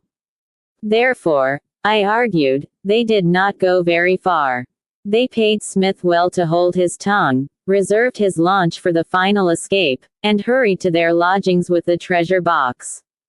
In a couple of nights, when they had time to see what view the papers took, and whether there was any suspicion, they would make their way under cover of darkness to some ship at Gravesend or in the Downs, where no doubt they had already arranged for passages to America or the colonies. But the launch, they could not have taken that to their lodgings. Quite so. I argued that the launch must be no great way off, in spite of its invisibility. I then put myself in the place of Small, and looked at it as a man of his capacity would. He would probably consider that to send back the launch or to keep it at a wharf would make pursuit easy if the police did happen to get on his track. How, then, could he conceal the launch and yet have her at hand when wanted? I wondered what I should do myself if I were in his shoes. I could only think of one way of doing it. I might land the launch over to some boat builder or repairer, with directions to make a trifling change in her. She would then be removed to his shed or yard, and so be effectually concealed, while at the same time I could have her at a few hours' notice. That seems simple enough. It is just these very simple things which are extremely liable to be overlooked. However, I determined to act on the idea. I started at once in this harmless seaman's rig and inquired at all the yards down the river. I drew blank at 15, but at the 16th. Jacobson's. I learned that the Aurora had been handed over to them 2 days ago by a wooden-legged man, with some trivial directions as to her rudder. "There ain't not amiss with her rudder," said the foreman. There she lies, with the red streaks. At that moment who should come down but Mordecai Smith, the missing owner. He was rather the worse for liquor. Him well, for he was very flush of money, chucking shillings about to the men. I followed him some distance, but he subsided into an ale-house. So I went back to the yard, and, happening to pick up one of my boys on the way, I stationed him as a sentry over the launch. He is to stand at water's edge and wave his handkerchief to us when they start. We shall be lying off in the stream, and it will be a strange thing if we do not take men, treasure, and all. You have planned it all very neatly, whether they are the right men or not, said Jones. But if the affair were in my hands I should have had a body of police in Jacobson's yard, and arrested them when they came down. Which would have been never. This man Small is a pretty shrewd fellow. He would send a scout on ahead, and if anything made him suspicious lie snug for another week. But you might have stuck to Mordecai Smith, and so been led to their hiding place, said I. In that case I should have wasted my day. I think that it is 100 to 1 against Smith knowing where they live. As long as he has liquor and good pay, why should he ask questions? They send him messages what to do. No, I thought over every possible course, and this is the best. While this conversation had been proceeding, we had been shooting the long series of bridges which span the Thames. As we passed the city the last rays of the sun were gilding the cross upon the summit of St. Paul's. It was twilight before we reached the tower. That is Jacobson's yard, said Holmes, pointing to a bristle of masts and rigging on the Surrey side. Cruise gently up and down here under cover of this string of lighters. He took a pair of night glasses from his pocket and gazed some time at the shore. I see my sentry at his post, he remarked, but no sign of a handkerchief. Suppose we go downstream a short way and lie in wait for them, said Jones, eagerly. We were all eager by this time, even the policemen and stokers, who had a very vague idea of what was going forward. We have no right to take anything for granted, Holmes answered.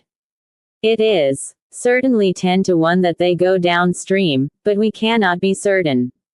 From this point we can see the end. It will be a clear night and plenty of light. We must stay where we are. See how the folk swarm over yonder in the gaslight. They are coming from work in the yard. Dirty-looking rascals, but I suppose every one has some little immortal spark concealed about him. You would not think it, to look at them. There is no a priori probability about it. A strange enigma is man. Someone calls him a soul concealed in an animal, I suggested. Winwood Reade is good upon the subject, said Holmes. He remarks that, while the individual man is an insoluble puzzle, in the aggregate he becomes a mathematical certainty. You can, for example, never foretell what any one man will do, but you can say with precision what an average number will be up to. Individuals vary, but percentages remain constant.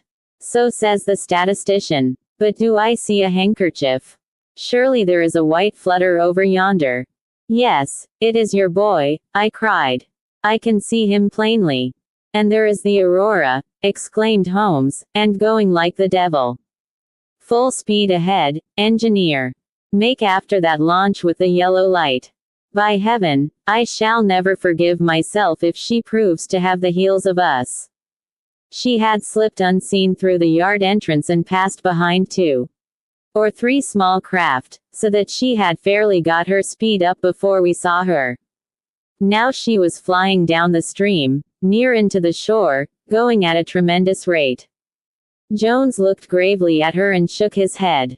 She is very fast, he said. I doubt if we shall catch her.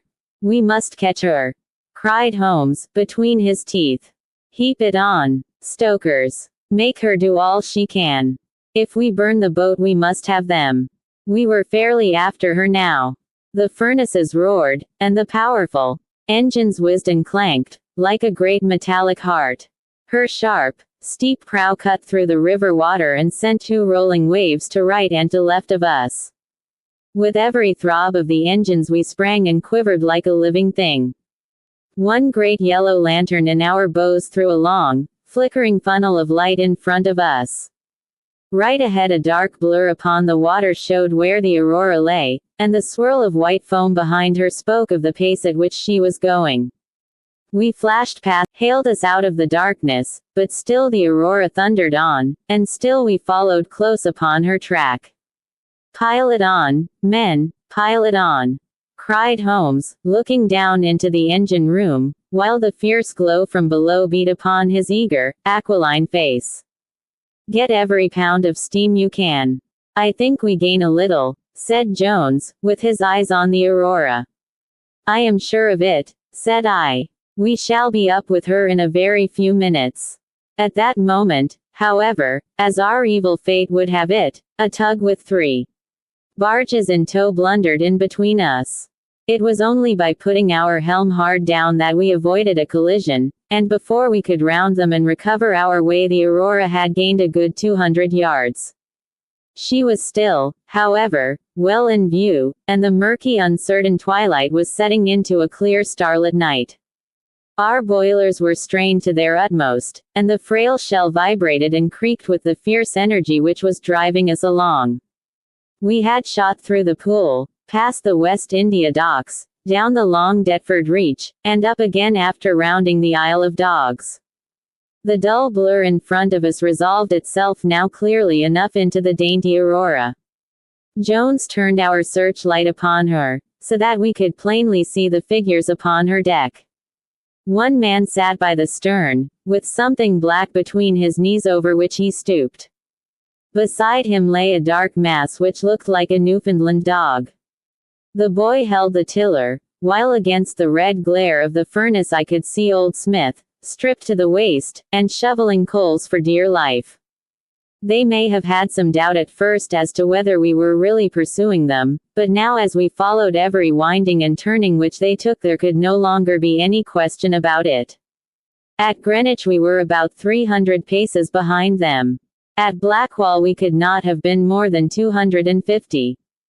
I have coursed many creatures in many countries during my checkered career, but never did sport give me such a wild thrill as this mad, flying manhunt down the Thames. Steadily we drew in upon them, yard by yard. In the silence of the night we could hear the panting and clanking of their machinery. The man in the stern still crouched upon the deck, and his arms were moving as though he were busy, while every now and then he would look up and measure with a glance pace. It was a clear reach of the river, with Barking level upon one side and the melancholy Plumstead marshes upon the other.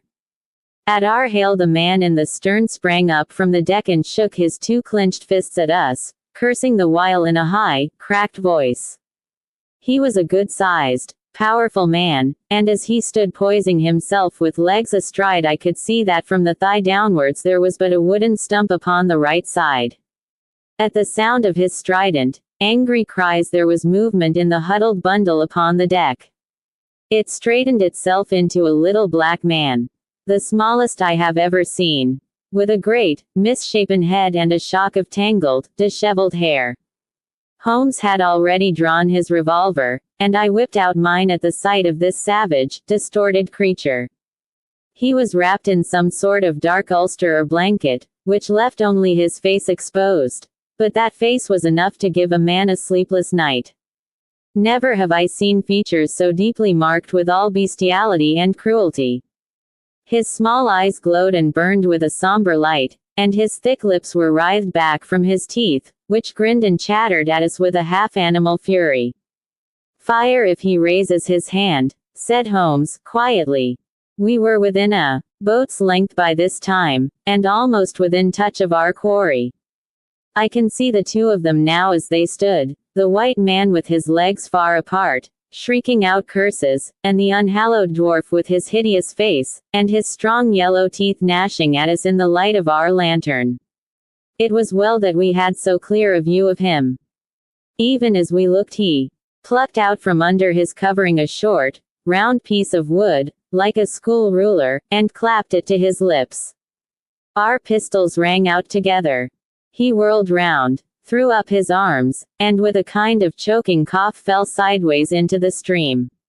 I caught one glimpse of his venomous, menacing eyes amid the white swirl of the waters. At the same moment the wooden-legged man threw himself upon the rudder and put it hard down, so that his boat made straight in for the southern bank, while we shot past her stern, only clearing her by a few feet. We were round after her in an instant, but she was already nearly at the bank. It was a wild and desolate place, where the moon glimmered upon a wide expanse of marsh land, with pools of stagnant water and beds of decaying vegetation. The launch with a dull thud ran up upon the mud bank, with her bow in the air and her stern flush with the water. The fugitive sprang out, but his stump instantly sank its whole length into the sodden soil. In vain he struggled and writhed. Not one step could he possibly take either forwards or backwards. He yelled in impotent rage, and kicked frantically into the mud with his other foot, but his struggles only bored his wooden pin the deeper into the sticky bank. When we brought our launch alongside he was so firmly anchored that it was only by throwing the end of a rope over his shoulders that we were able to haul him out, and to drag him, like some evil fish, over our side. The two Smiths, father and son, sat sullenly in their launch, but came aboard meekly enough when commanded. The Aurora herself we hauled off and made fast to our stern. A solid iron chest of Indian workmanship stood upon the deck. This, there could be no question, was the same that had contained the Iloman treasure of the Sholtos. There was no key, but it was of considerable weight, so we transferred it carefully to our own little cabin. As we steamed slowly upstream again, we flashed our searchlight in every direction, but there was no sign of the islander. Somewhere in the dark ooze at the bottom of the Thames lie the bones of that strange visitor to our shores. "See here," said Holmes, pointing to the wooden hatchway. We were hardly quick enough with our pistols. There, sure enough, just behind where we had been standing, stuck one of those murderous darts which we knew so well. It must have whizzed between us at the instant that we fired. Holmes smiled at it and shrugged his shoulders in his easy fashion, but I confess that it turned me sick to think of the horrible death which. Chapter 11. The Great Agra Treasure. Our captive sat in the cabin opposite to the iron box which he had done so much and waited so long to gain. He was a sunburned, reckless-eyed fellow, with a network of lines and wrinkles all over his mahogany features, which told of a hard, open-air life. There was a singular prominence about his bearded chin which marked a man who was not to be easily turned from his purpose. His age may have been 50 or thereabouts, for his black, curly hair was thickly shot with gray. His face in repose was not an unpleasing one, though his heavy brows and aggressive chin gave him, as I had lately seen, a terrible expression when moved to anger. He sat now with his handcuffed hands upon his lap, and his head sunk upon his breast, while he looked with his keen, twinkling eyes at the box which had been the cause of his ill-doings. It seemed to me that there was more sorrow than anger in his rigid and contained countenance. Once he looked up at me with a gleam of something like humor in his eyes. "Well, Jonathan Small," said Holmes, lighting a cigar, "I am sorry that it has come to this." "And so am I, sir," he answered, frankly. "I don't believe that I can swing over the job. I give you my word on the book that I never raised hand against Mr. Sholto. It was that little hellhound Tonga who shot one of his cursed darts into him. I had no part in it, sir. I was as grieved as if it had been my blood relation. I welted the little devil with the slack end of the rope for it, but it was done, and I could not undo it again." "Have a cigar," said Holmes. "And you had best take a pull out of my flask, for you are very wet. How could you expect so small and weak a man as this black fellow to over— You seem to know as much about it as if you were there, sir. The truth is, that I hoped to find the room clear. I knew the habits of the house pretty well, and it was the time when Mr. Sholto usually went down to his supper. I shall make no secret of the business. The best defense that I can make is just the simple truth. Now, if it had been the old major, I would have swung for him with a light heart. I would have thought no more of knifing him than of smoking this cigar. But it is cursed hard that I should be lagged over this young Sholto, with whom I had no quarrel whatever. You are under the charge of Mr. Athelney Jones, of Scotland Yard. He is going to bring you up to my rooms, and I shall ask you for a true account of the matter. You must make a clean breast of it, for if you do, I hope that I may be of use to you. I think I can prove that the poison acts so quickly that the man was dead before ever you reached the room. That he was, sir. I never got such a turn in my life as when I saw him grinning at me with his head on his shoulder as I climbed through the window. It fairly shook me, sir. I'd have half killed Tonga for it if he had not scrambled off. That was how he came to leave his club, and some of his darts too, as he tells me, which I dare say helped to put you on our track, though how you kept on it is more than I can tell. I don't feel no malice against you for it. But it does seem a queer thing, he added, with a bitter smile, that I who have a fair claim to nigh upon $500,000 of money should spend the first half of my life building a breakwater in the Andamans, and am like to spend the other half digging drains at Dartmoor. It was an evil day for me when first I clapped eyes upon the merchant Achmet and had to do with the Agra treasure, which never brought anything but a curse yet upon the man who owned it. To him it brought murder, to Major Sholto it brought fear and guilt, to me it has meant slavery for life.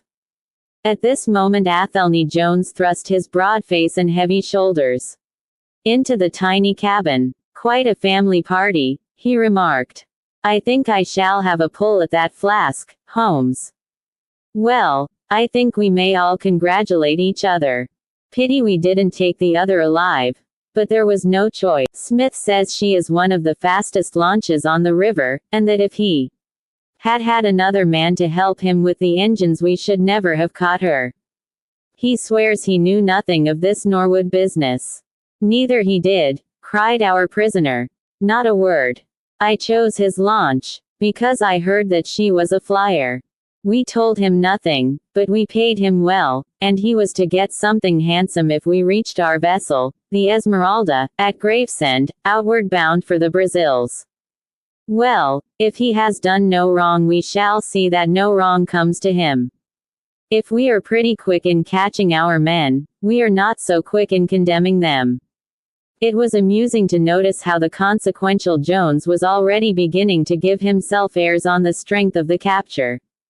From the slight smile which played over Sherlock Holmes's face, I could see that the speech had not been lost upon him. We will be at Vauxhall Bridge presently, said Jones, and shall land. You drive, Watson, with the treasure box. I need hardly tell you that I am taking a very grave responsibility upon myself in doing this. It is most irregular. But of course an agreement is an agreement. I must, however, as a matter of duty, send an inspector with you, since you have so valuable a charge. You will drive, no doubt. Yes, I shall drive. It is a pity there is no key, that we may make an inventory first. You will have to break it open. Where is the key, my man? At the bottom of the river, said Small, shortly. There was no use your giving this unnecessary trouble. We have had work enough already through you. However, doctor, I need not warn you to be careful. Bring the box back with you to the Baker Street rooms. You will find us there, on our way to the station. They landed me at Vauxhall, with my heavy iron box, and with a bluff, genial inspector as my companion. A quarter of an hour's drive brought us to Mrs. Cecil Forrester's. The servant seemed surprised at so late a visitor. Mrs. Cecil Forrester was out for the evening, she explained, and likely to be very late. Miss Morstan, however, soft light of a shaded lamp fell upon her as she leaned back in the basket chair, playing over her sweet, grave face, and tinting with a dull, metallic sparkle the rich coils of her luxuriant hair. One white arm and hand drooped over the side of the chair, and her whole pose and figure spoke of an absorbing melancholy. At the sound of my footfall she sprang to her feet, however, and a bright flush of surprise and of pleasure colored her pale cheeks. "I heard a cab drive up," she said.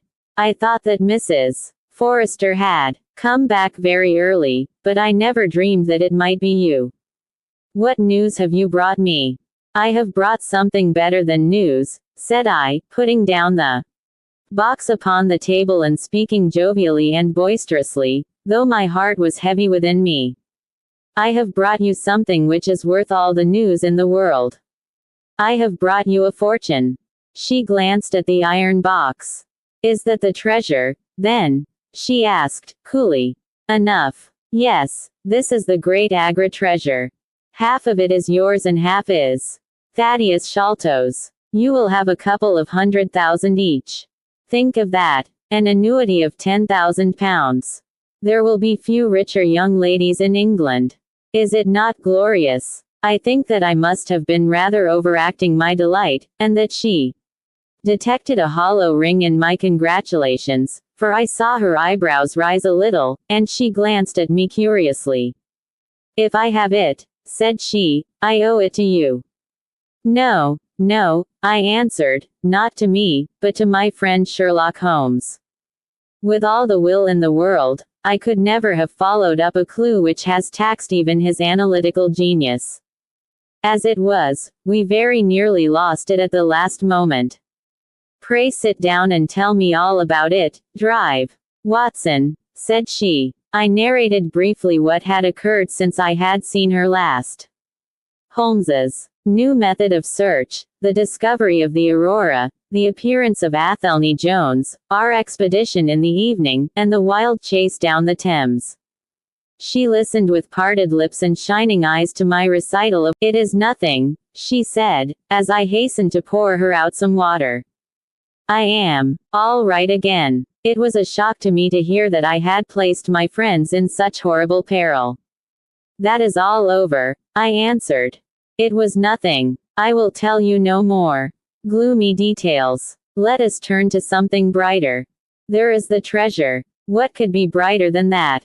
I got leave to bring it with me, thinking that it would interest you to be the first to see it." "It would be of the greatest interest to me," she said. There was no eagerness in her voice, however. It had struck her, doubtless, that it might seem ungracious upon her part to be indifferent to a prize which had cost so much to win. "What a pretty box," she said, stooping over it. "This is Indian work, I suppose." "Yes. It is Benares metal work. And so heavy," she exclaimed, trying to raise it. "The box alone must be of some value. Where is the key?" "Small threw it into the Thames," I answered. "I must borrow Mrs. Forrester's poker." There was in the front a thick and broad hasp, wrought in the image of a sitting Buddha. Under this I thrust the end of the poker and twisted it outward as a lever. The hasp sprang open with a loud snap. With trembling fingers I flung back the lid. We both stood gazing in astonishment. The box was empty. No wonder that it was heavy. The iron work was 2/3 of an inch thick all round. It was massive, well made, and solid, like a chest constructed to carry things of great price, but not one shred or crumb of metal or jewelry lay within it. It was absolutely and completely empty. "The treasure is lost," said Miss Morstan, calmly.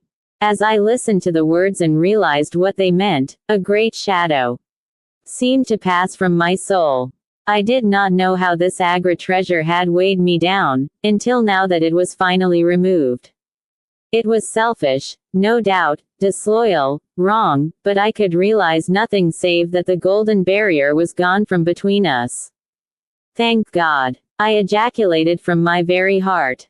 She looked at me with a quick, "Because you are within my reach again," I said, taking her hand. She did not withdraw it. "Because I love you, Mary, as truly as ever a man loved a woman. Because this treasure, these riches, sealed my lips. Now that they are gone, I can tell you how I love you. That is why I said, thank God. Single quote. Then I say, thank God, too, she whispered, as I drew her to my side. Whoever had lost a treasure. Chapter 12. The strange story of Jonathan Small. A very patient man was that inspector in the cab, for it was a weary time before I rejoined him. His face clouded over when I showed him the empty box. There goes the reward, said he, gloomily. Where there is no money, there is no pay. This night's work would have been worth a tenner each to Sam Brown and me if the treasure had been there. Mr. Thaddeus Sholto is a rich man, I said. He will see that you are rewarded, treasure or no. The inspector shook his head despondently, however. It's a bad job, he repeated. And so Mr. Athelney Jones will think. His forecast proved to be correct, for the detective looked blank enough when I got to Baker Street and showed him the empty box. They had only just arrived, Holmes, the prisoner, and he, for they had changed their plans so far as to report themselves at a station upon the way. My companion lounged in his armchair with his usual listless expression, while Small sat stolidly opposite to him with his wooden leg cocked over his sound one. As I exhibited the empty box, he leaned back in his chair and laughed aloud. This is your doing, Small, said Athelney Jones, angrily. Yes, I have put it away where you shall never lay hand upon it, he cried, exultantly. It is my treasure. And if I can't have the loot, I'll take darned good care that no one else does. I tell you that no living man has any right to it, unless it is 3 men who are in the Andaman convict barracks and myself. I know now that I cannot have the use of it, and I know that they cannot. I have acted all through for them as much as for myself. It's been the sign of 4 with us always. Well, I know, then let it go to kith or kin of Sholto or of Morstan. It was not to make them rich that we did for Achmet. You'll find the treasure where the key is, and where Little Tonga is. When I saw that your launch must catch us, I put the loot away in a safe place. There are no rupees for you this journey. You are deceiving us, Small, said Athelney Jones, sternly. If you had wished to throw the treasure into the Thames, it would have been easier for you to have thrown box and all. Easier for me to throw, and easier for you to recover, he answered, with a shrewd, sidelong look. The man that was clever enough to hunt me down is clever enough to pick an iron box from the bottom of a river. Now that they are scattered over 5 miles or so, it may be a harder job. It went to my heart to do it, though. I was half mad when you came up with us. However, there's no good grieving over it.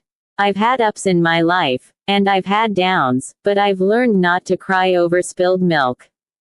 This is a very serious matter, Small, said the detective. If you had helped justice, instead of thwarting it in this way, you would have had a better chance at your trial. Justice, snarled the ex-convict. A pretty justice. Whose loot is this, if it is not ours? Where is the justice that I should give it up to those who have never earned it? Look how I have earned it. 20 long years in that fever-ridden swamp, all day at work under the mangrove tree, all night chained up in the filthy convict huts, bitten by mosquitoes, racked with ague, bullied by every cursed black-faced policeman who loved to take it out of a white man. That was how I earned the Agra treasure. And you talk to me of justice because I cannot bear to feel that I have paid this price only that another may enjoy it. I would rather swing a score of times, or have one of Tonga's darts in my hide, than live in a convict's cell and feel that another man is at his ease in a palace with the money that should be mine. Small had dropped his mask of stoicism, and all this came out in a wild whirl of words, while his eyes blazed, and the handcuffs clanked together with the impassioned movement of his hands. I could understand, as I saw the fury and the passion of the man, that it was no groundless or unnatural terror which had possessed Major Sholto when he first learned that the injured convict was have been on your side. Well, sir, you have been very fair spoken to me, though I can see that I have you to thank that I have these bracelets upon my wrists. Still, I bear no grudge for that. It is all fair and above board. If you want to hear my story, I have no wish to hold it back. What I say to you is God's truth, every word of it. Thank you. You can put the glass beside me here, and I'll put my lips to it if I am dry. I am a Worcestershire man myself, born near Pershore. I dare say you would find a heap of Smalls living there now if you were to look. I have often thought of taking a look round there, but the truth is that I was never much of a credit to the family, and I doubt if they would be so very glad to see me. They were all steady, chapel-going folk, small farmers, well-known and respected over the countryside, while I was always a bit of a rover. At last, however, when I was about 18, I gave them no more trouble, for I got into a mess over a girl, and could only get out of it again by taking the Queen's shilling and joining the 3rd Buffs, which was just starting for India. I wasn't destined to do much soldiering, however. I had just got past the goose step, and learned to handle my musket, when I was fool enough to go swimming in the Ganges. Luckily for me, my company sergeant, John Holder, was in the water at the same time, and he was one of the finest swimmers in the service.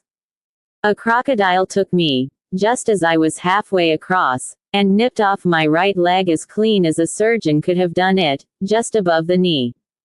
What with the shock and the loss of blood, I fainted, and should have drowned if Holder had not caught hold of me and paddled for the bank. I was 5 months in hospital over it, and when at last I was able to limp out of it with this timber toe strapped to my stump, I found myself invalided out of the army and unfitted for any active occupation.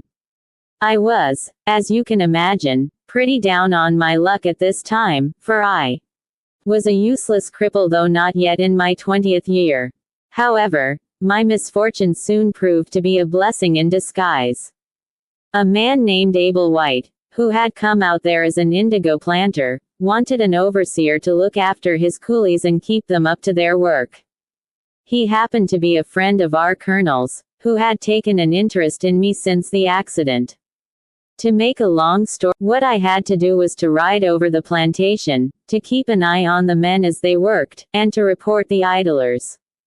The pay was fair, I had comfortable quarters, and altogether I was content to spend the remainder of my life in indigo planting. Mr. Abel White was a kind man, and he would often drop into my little shanty and smoke a pipe with me, for white folk out there feel their hearts warm to each other as they never do here at home. Well, I was never in luck's way long. Suddenly, without a note of warning, the great mutiny broke upon us. 1 month India lay as still and peaceful, to all appearance, as Surrey or Kent. The next there were 200,000 black devils let loose, and the country was a perfect hell. Of course you know all about it, gentlemen. A deal more than I do, very like, since reading is not in my line. I only know what I saw with my own eyes. Our plantation was at a place called Muttra, near the border of the northwest provinces. Night after night the whole sky was alight with the burning bungalows, and day after day we had small companies of Europeans passing through our estate with their wives and children, on their way to Agra, where were the nearest troops. Mr. Abel White was an obstinate man. He had it in his head that the affair had been exaggerated, and that it would blow over as suddenly as it had sprung up. There he sat on his veranda, drinking whiskey pegs and smoking cheroots, while the country was in a blaze about him. Of course we stuck by him, I and Dawson, who, with his wife, used to do the bookwork and the managing. Well, one fine day the crash came. I had been away on a distant plantation, and was riding slowly home in the evening, when my eye fell upon something all huddled together at the bottom of a steep nullah. I rode down to see what it was, and the cold struck through my heart when I found it was Dawson's wife, all cut into ribbons, and half eaten by jackals and native dogs. A little further up the road Dawson himself was lying on his face, quite dead, with an empty revolver in his hand and 4 sepoys lying across each other in front of him. I reined up my horse, wondering which way I should turn, but at that moment I saw thick smoke curling up from Abel White's bungalow and the flames beginning to burst through the roof. I knew then that I could do my employer no good, but would only throw my own life away if I meddled in them, and a couple of bullets sang past my head.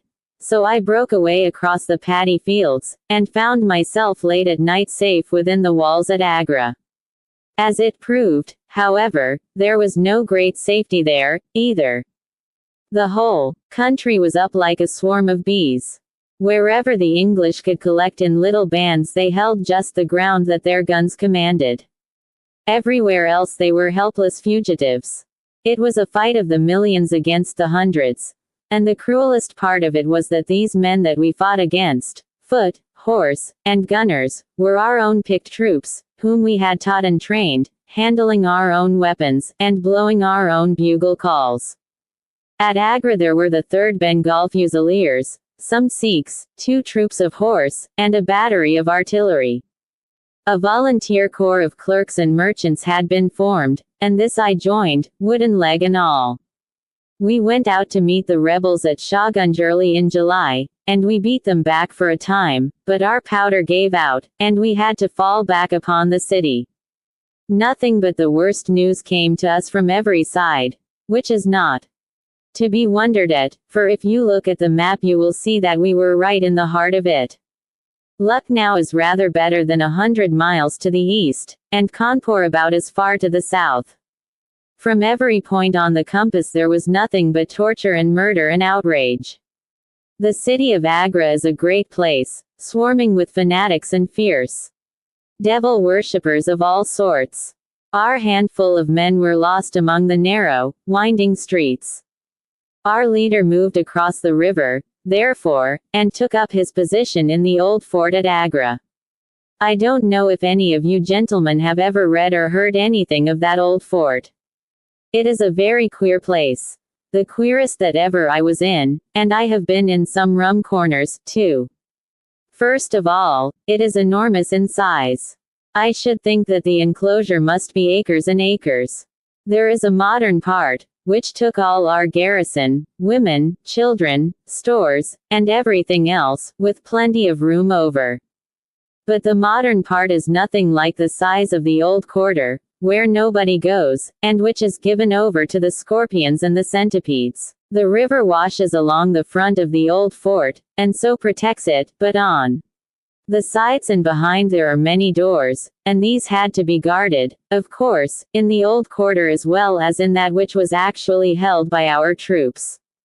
We were short-handed, with hardly men enough to man the angles of the building and to serve the guns.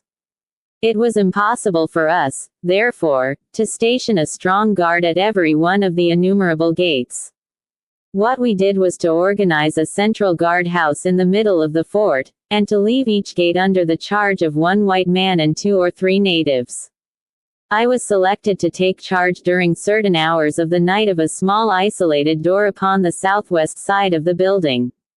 2 Sikh troopers were placed under my command, and I was instructed if anything went wrong to fire my musket, when I might rely upon help coming at once from the central guard. As the guard was a good 200 paces away, however, and as the space between was cut up into a labyrinth of passages and corridors, I had great doubts as to whether they could arrive in time to be of any use in case of an actual attack. Well, I was pretty proud at having this small command given me, since I was a raw recruit, and a game-legged one at that. For 2 nights I kept the watch with my Punjabis. They were tall, fierce-looking chaps, Muhammad Singh and Abdullah Khan by name, both old fighting men who had borne arms against us at Chilianwala. They could talk English pretty well, but I could get little out of them. They preferred to stand together and jabber all night in their queer Sikh lingo. For myself, I used to stand outside the gateway, looking down on the broad, winding river and on the twinkling lights of the great city. The beating of drums, the rattle of tom-toms, and the yells and howls of the rebels, drunk with opium and with bang, were enough to remind us all night of our dangerous neighbors across the stream. Every 2 hours the officer of the night used to come round to all the posts, to make sure that all was well. The third night of my watch was dark and dirty, with a small, driving rain. It was dreary work standing in the gateway hour after hour in such weather. I tried again and again to make my Sikhs talk, but without much success. At 2 in the morning the rounds passed, and broke for a moment the weariness of the night. Finding that my companions would not be led into conversation, I took out my pipe, and laid down my musket to strike the match to my throat and swore between his teeth that he would plunge it into me if I moved a step. My first thought was that these fellows were in league with the rebels, and that this was the beginning of an assault. If our door were in the hands of the sepoys the place must fall, and the women and children be treated as they were in Cawnpore. Maybe you gentlemen think that I am just making out a case for myself, but I give you my word that when I thought of that, though I felt the point of the knife at my throat, I opened my mouth with the intention of giving a scream, if it was my last one, which might alarm the main guard. The man who held me seemed to know my thoughts. For, even as I braced myself to it, he whispered, "Don't make a noise. The fort is safe enough. There are no rebel dogs on this side of the river." There was the ring of truth in what he said, and I knew that if I raised my voice I was a dead man. I could read it in the fellow's brown eyes. I waited, therefore, in silence, to see what it was that they wanted from me. "Listen to me, Sahib," said the taller and fiercer of the pair, the one whom they called Abdullah Khan. "You must either be with us now or you must be silenced forever. The thing is too great a one for us to hesitate. Either you are heart and soul with us on your oath on the cross of the Christians, or your body this night shall be thrown into the ditch and we shall pass over to our brothers in the rebel army. There is no middle way. Which is it to be, death or life? We can only give you 3 minutes to decide, for the time is passing, and all must be done before the rounds come again." Single quote. "How can I decide?" said I. "You have not told me what you want of me.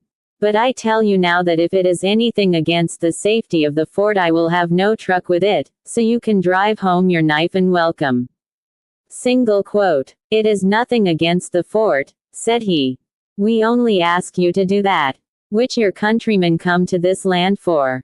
We ask you to be rich. If you will be one of us this night, we will swear to you upon the naked knife, and by the threefold oath which no Sikh was ever known to break, that you shall have your fair share of the loot. A quarter of the treasure shall be yours. We can say no fairer." Single quote. "But what is the treasure, then?"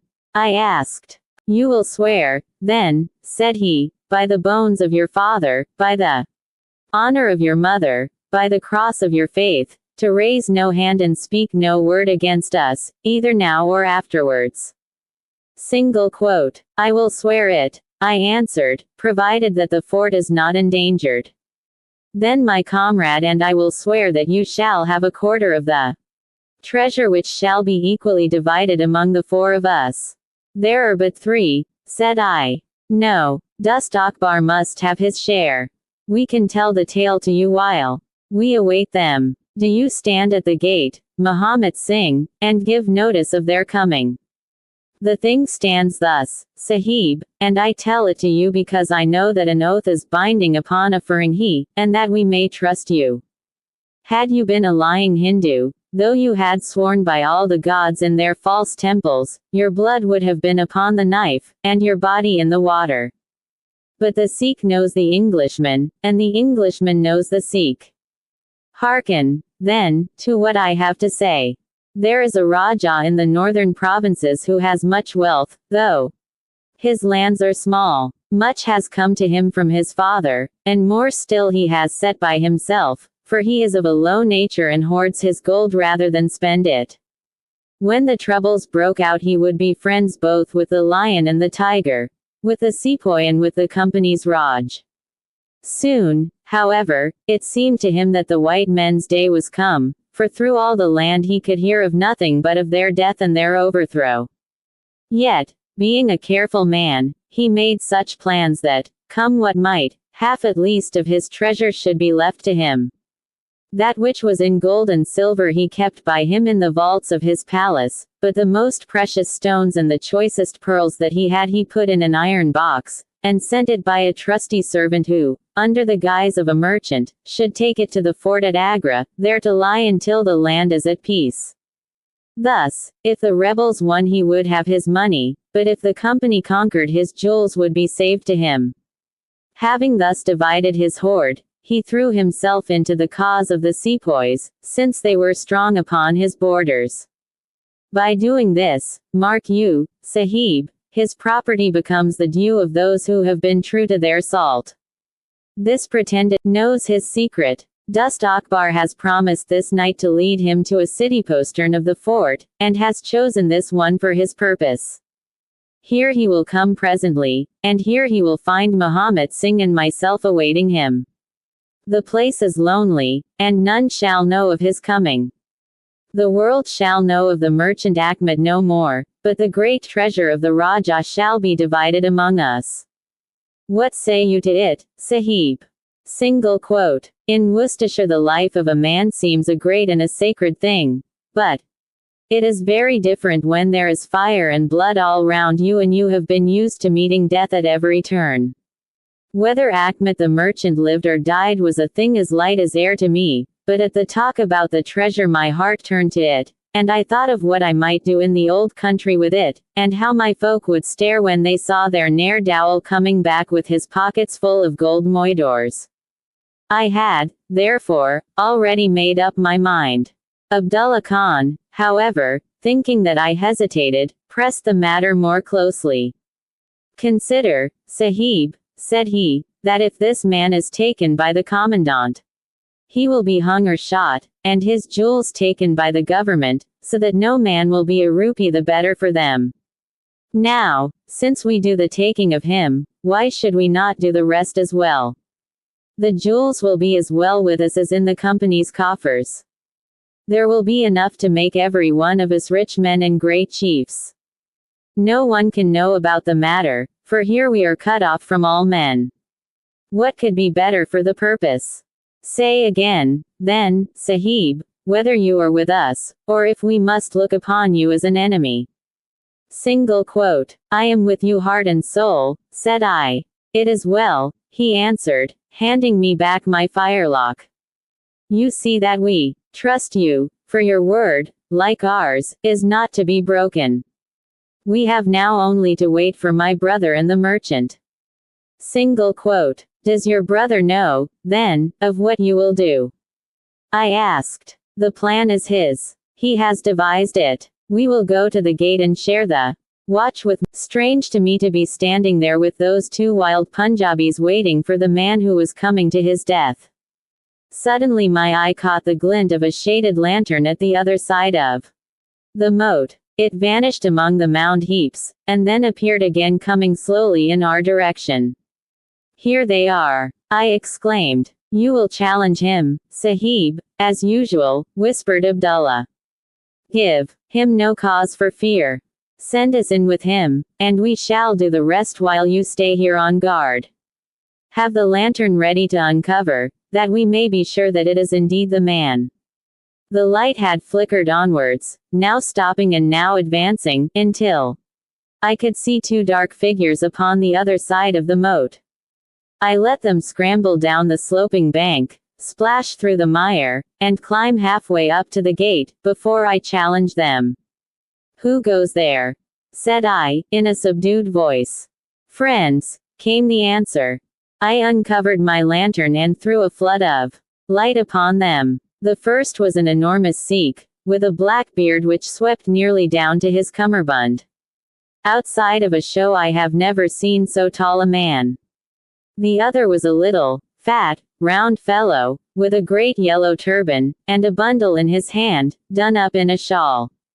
He seemed to be all in a quiver with fear, for his hands twitched as if he had the ague, and his head kept turning to left and right with two bright little twinkling eyes, like a mouse when he ventures out from his hole. It gave me the chills to think of killing him, but I thought of the treasure, and my heart set as hard as a flint within me.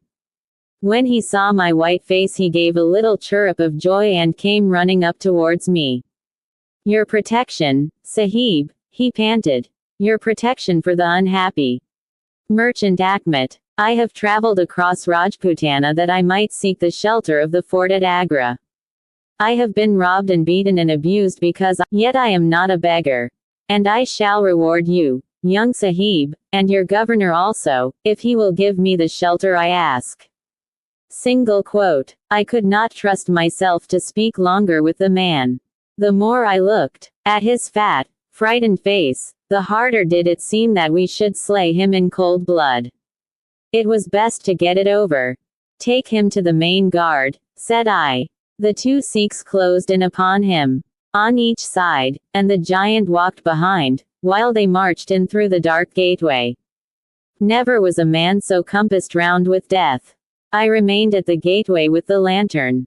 I could hear the measured tramp of their footsteps sounding through the lonely corridors. Suddenly it ceased, and I heard voices, and a scuffle, with the sound of blows.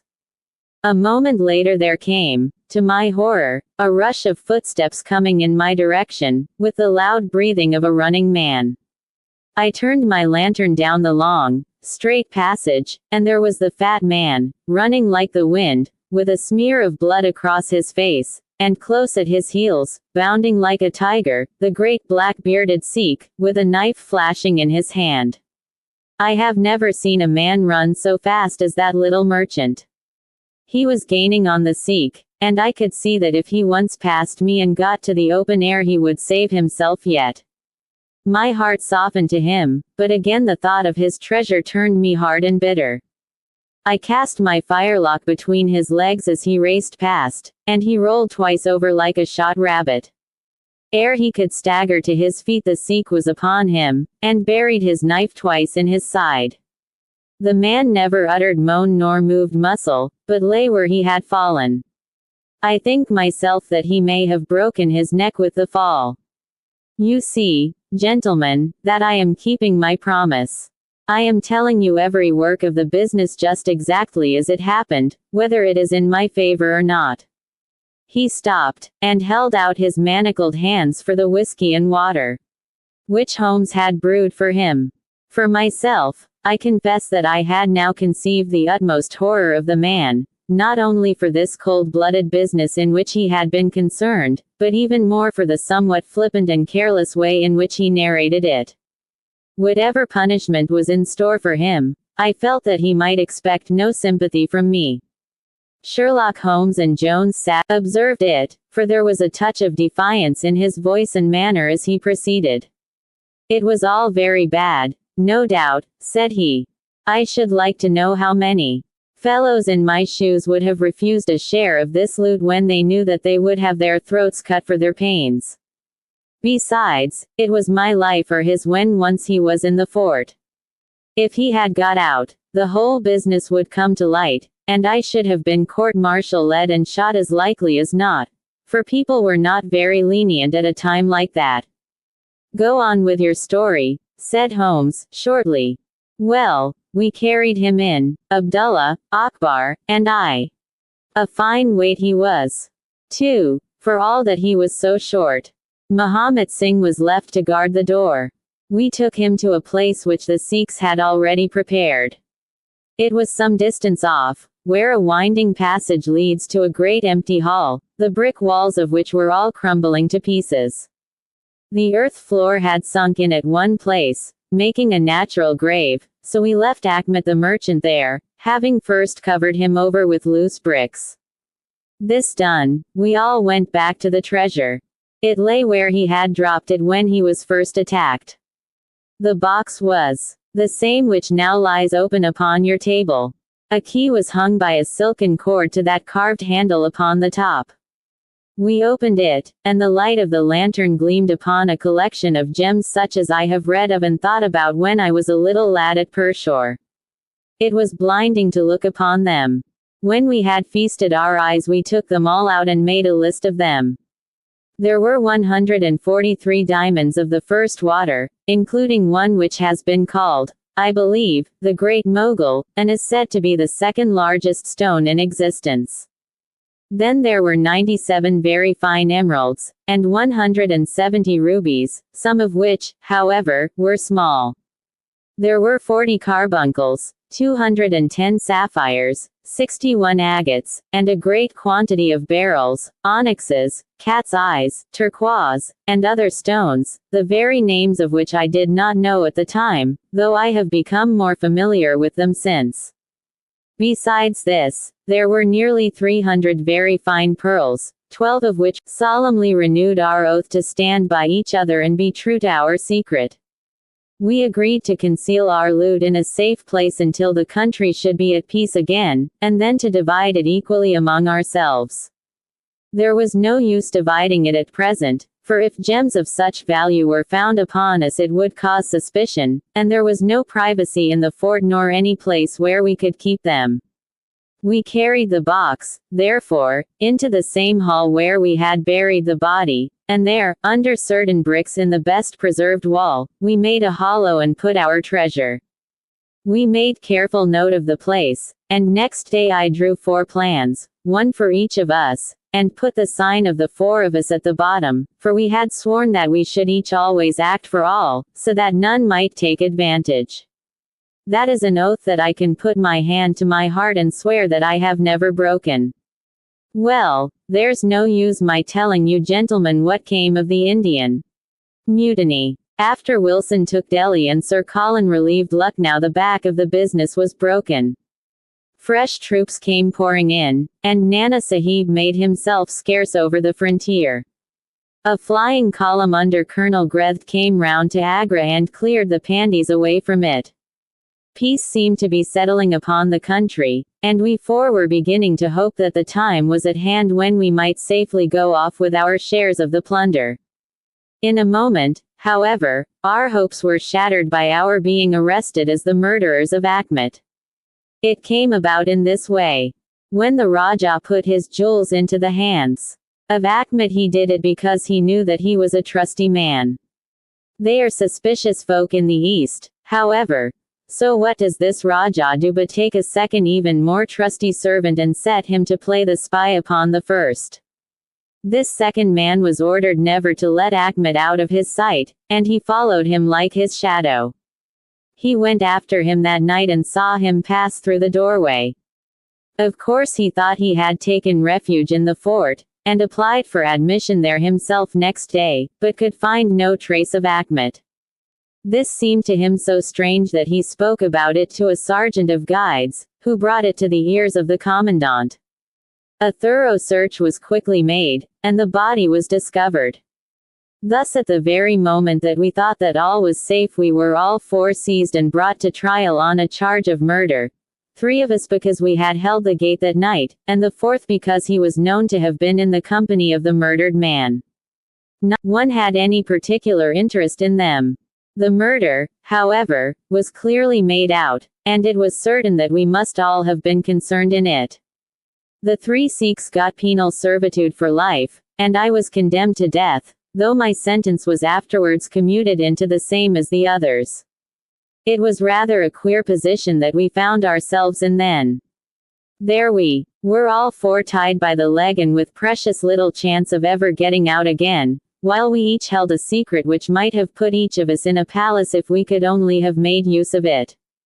It was enough to make a man eat his heart out to have to stand the kick and the cuff of every petty jack in office, to have rice to eat and water to drink, when that gorgeous fortune was ready for him outside, just waiting to be picked up. It might have driven me mad. But I was always a pretty stubborn one, so I just held on and bided my time. At last it seemed to me to have come. I was changed from Agra to Madras, and from there to Blair Island in the Andamans. There are very few white convicts at this settlement, and, as I had behaved well from the first, I soon found myself a sort of privileged person. I was given a hut in Hope Town, which is a small place on the slopes of Mount Harriet, and I was left pretty much to myself. It is a dreary, fever-stricken place, and all beyond our little clearings was infested with wild cannibal natives, who were ready enough to blow a poisoned dart at us if they saw a chance. There was digging, and ditching, and yam planting, and a dozen other things to be done, so we were busy enough all day, though in the evening we had a little time to ourselves. Among other things, I learned to dispense drugs for the surgeon, and picked up a smattering of his knowledge. All the time I was on the lookout for a chance of escape. But it is hundreds of miles from any other land, and there is little or no wind in those seas, so it was a terribly difficult job to get away. The surgeon, Dr. Somerton, was a fast, sporting young chap, and the other young officers would meet in his rooms of an evening and play cards. The surgery, where I used to make up my drugs, was next to his sitting room, with a small window between us. Often, if I felt lonesome, I used to turn out the lamp in the surgery, and then, standing there, I could hear their talk and watch their play. I am fond of a hand at cards myself, of the native troops, and there was the surgeon himself, and 2 or 3 prison officials, crafty old hands who played a nice sly safe game. A very snug little party they used to make. Well, there was one thing which very soon struck me, and that was that the soldiers used always to lose and the civilians to win. Mind, I don't say that there was anything unfair, but so it was. These prison chaps had done little else than play cards ever since they had been at the Andamans, and they knew each other's game to a point, while the others just played to pass the time and threw their cards down anyhow. Night after night the soldiers got up poorer men, and the poorer they got the more keen they were to play. Major Sholto was the hardest hit.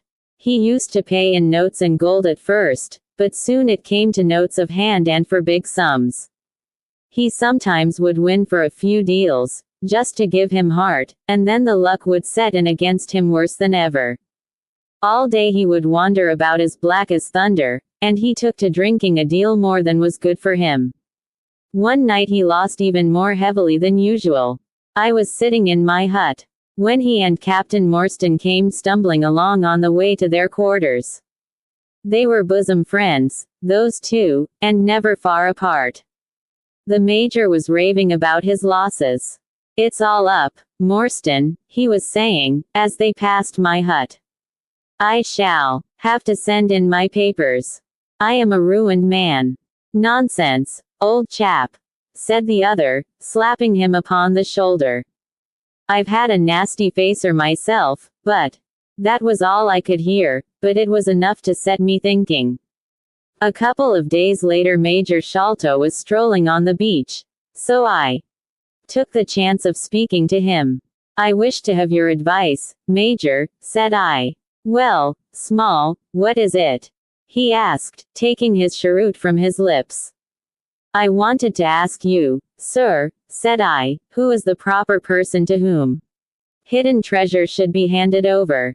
I know where $500,000 worth lies, and, as I cannot use it myself, I thought perhaps the best thing that I could do—" "Quite that, sir. In jewels and pearls. It lies there ready for anyone.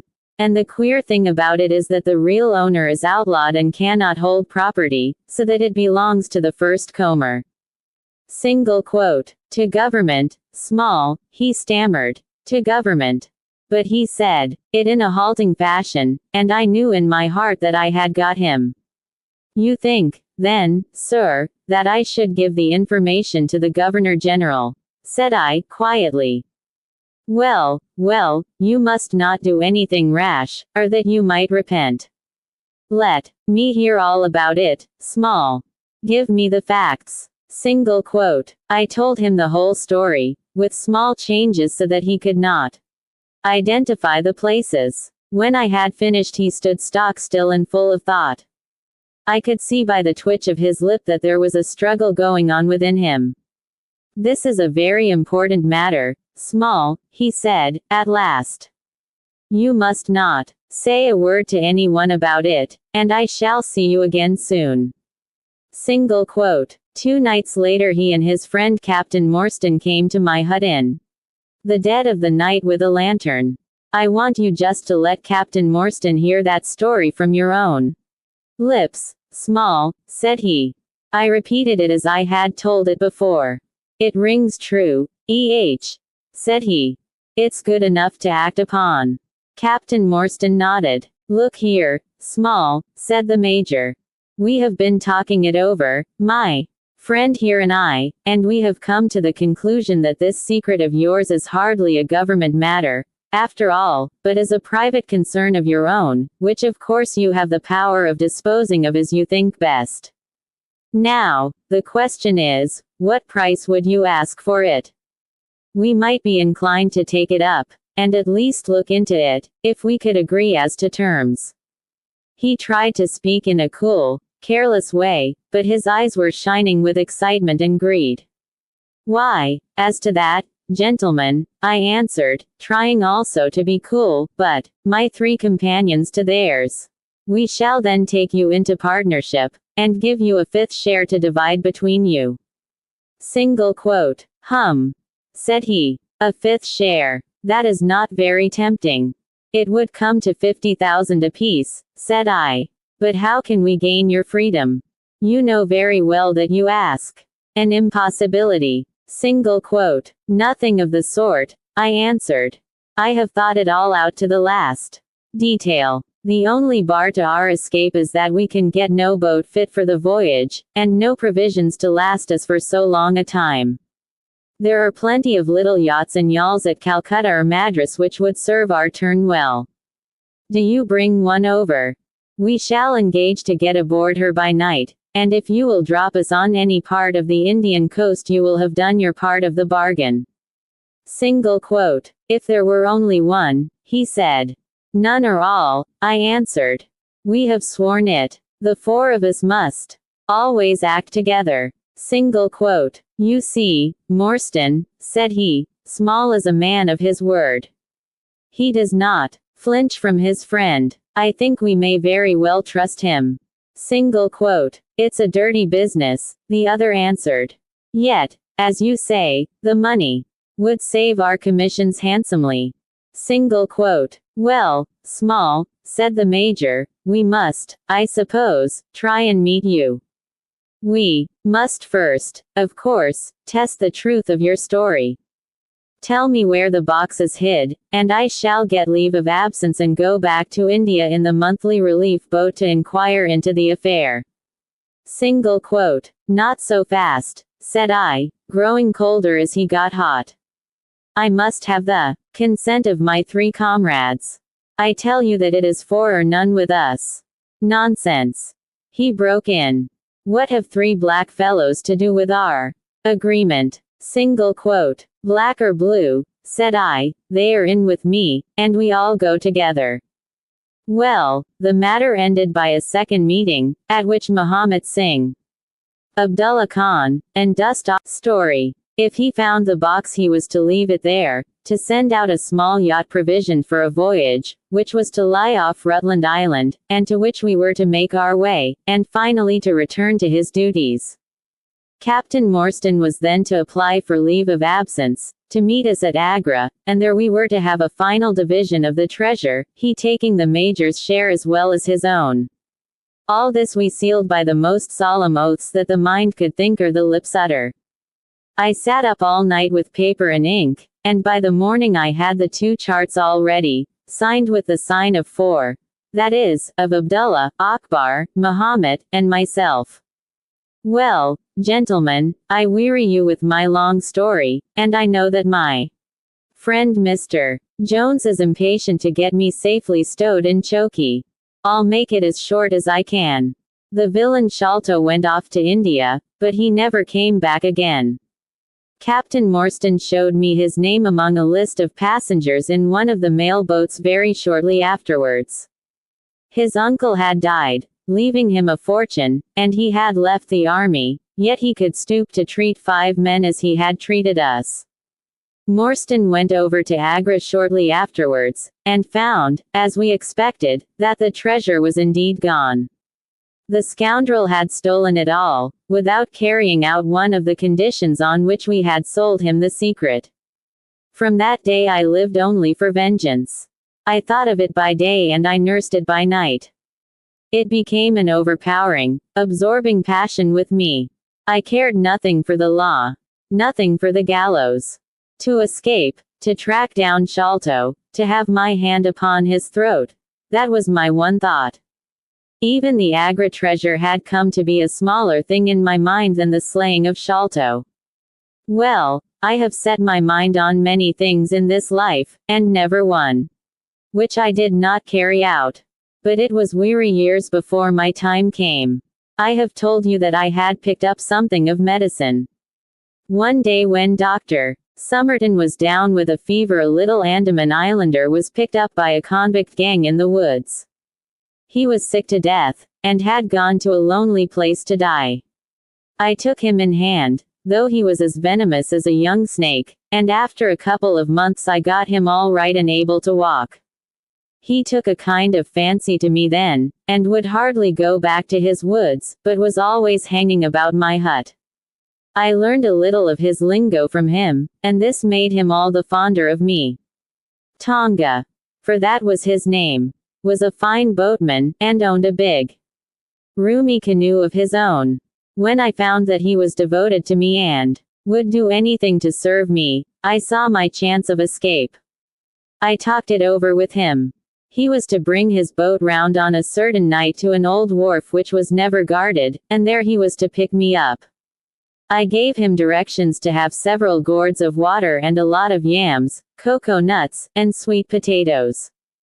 He was staunch and true, was little Tonga.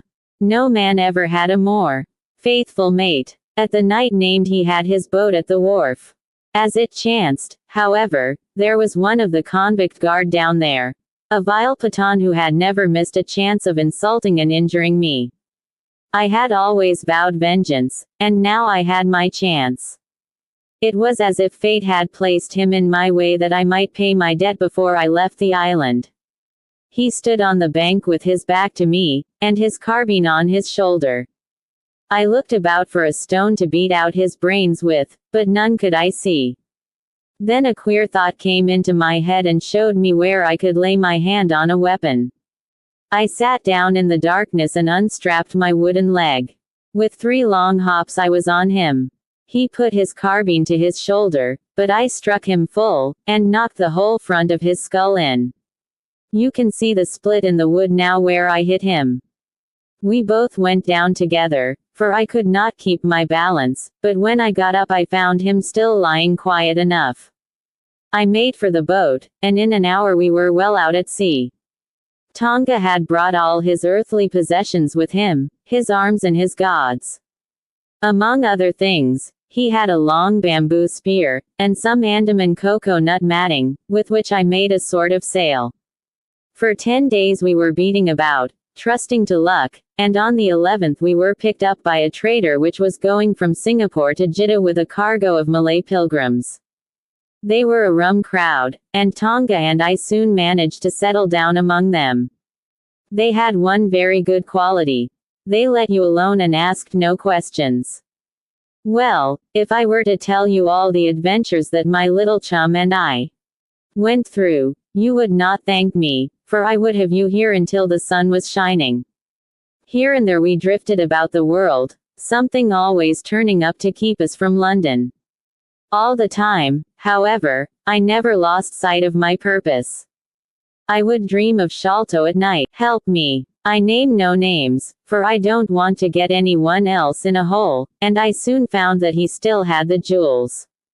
Then I tried to get at him in many ways.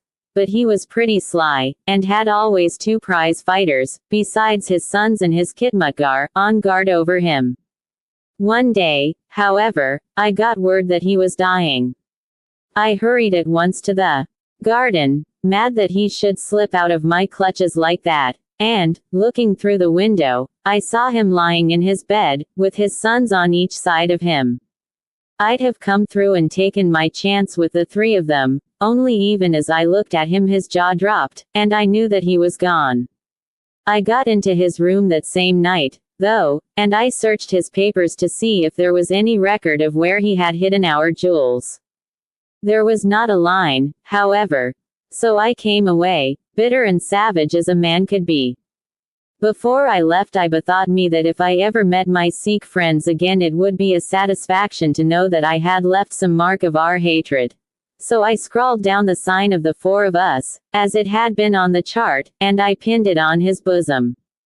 It was too much that he should be taken to the grave without some token from the men whom he had robbed and befooled. We earned a living at this time by my exhibiting poor Tonga at fairs and other such places as the Black Cannibal. He would eat raw meat and dance his war dance. So we always had a hatful of pennies after a day's work. I still heard all the news from Pondicherry Lodge, and for some years there was no news to hear, except that they were hunting for the treasure.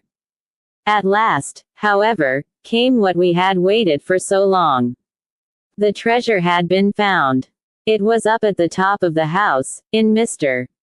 Bartholomew Sholto's chemical laboratory. I came at once and had a look at the place, but I could not see how with my wooden leg I was to make my way up to it. I learned, however, about a trap door in the roof, and also about Mr. Sholto's superpower. It seemed to me that I could manage the thing easily through Tonga. I brought him out with me with a long rope wound round his waist. He could climb like a cat, and he soon made his way through the roof, but, as ill luck would have it, Bartholomew Sholto was still in the room, to his cost. Tonga thought he had done something very clever in killing him, for when I came up by the rope I found him strutting about as proud as a peacock. Very much surprised was he when I made at him with the rope's end and cursed him for a little bloodthirsty imp. I took the treasure box and let it down, and then slid down myself, having first left the sign of the four upon the table, to show that the jewels had come back at last to those who had most right to them. Tonga then pulled up the rope, closed the window, and made off the way that he had come. I don't know that I have anything else to tell you. I had heard a waterman speak of the speed of Smith's launch, the Aurora, so I thought she would be a handy craft for our escape. I engaged with old Smith, and was to give him a big sum if he got us safe to our ship. He knew, no doubt, that there was some screw loose, but he was not in our secrets. All this is the truth, and if I tell it to you, gentlemen, it is not to amuse you, for you have not done me a very good turn. But it is because I believe the best defense I can make is just to hold back nothing, but let all the world know how badly I have myself been served by Major Sholto, and how innocent the first am of the death of his son.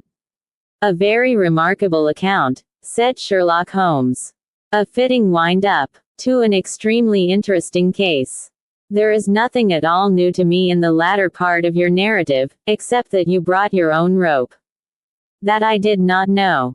By the way, I had hoped that Tonga had lost all his darts. Yet he managed to shoot one at us in the boat. He had lost them all, sir, except the one which was in his blowpipe at the time. Ah, of course, said Holmes. I had not thought of that.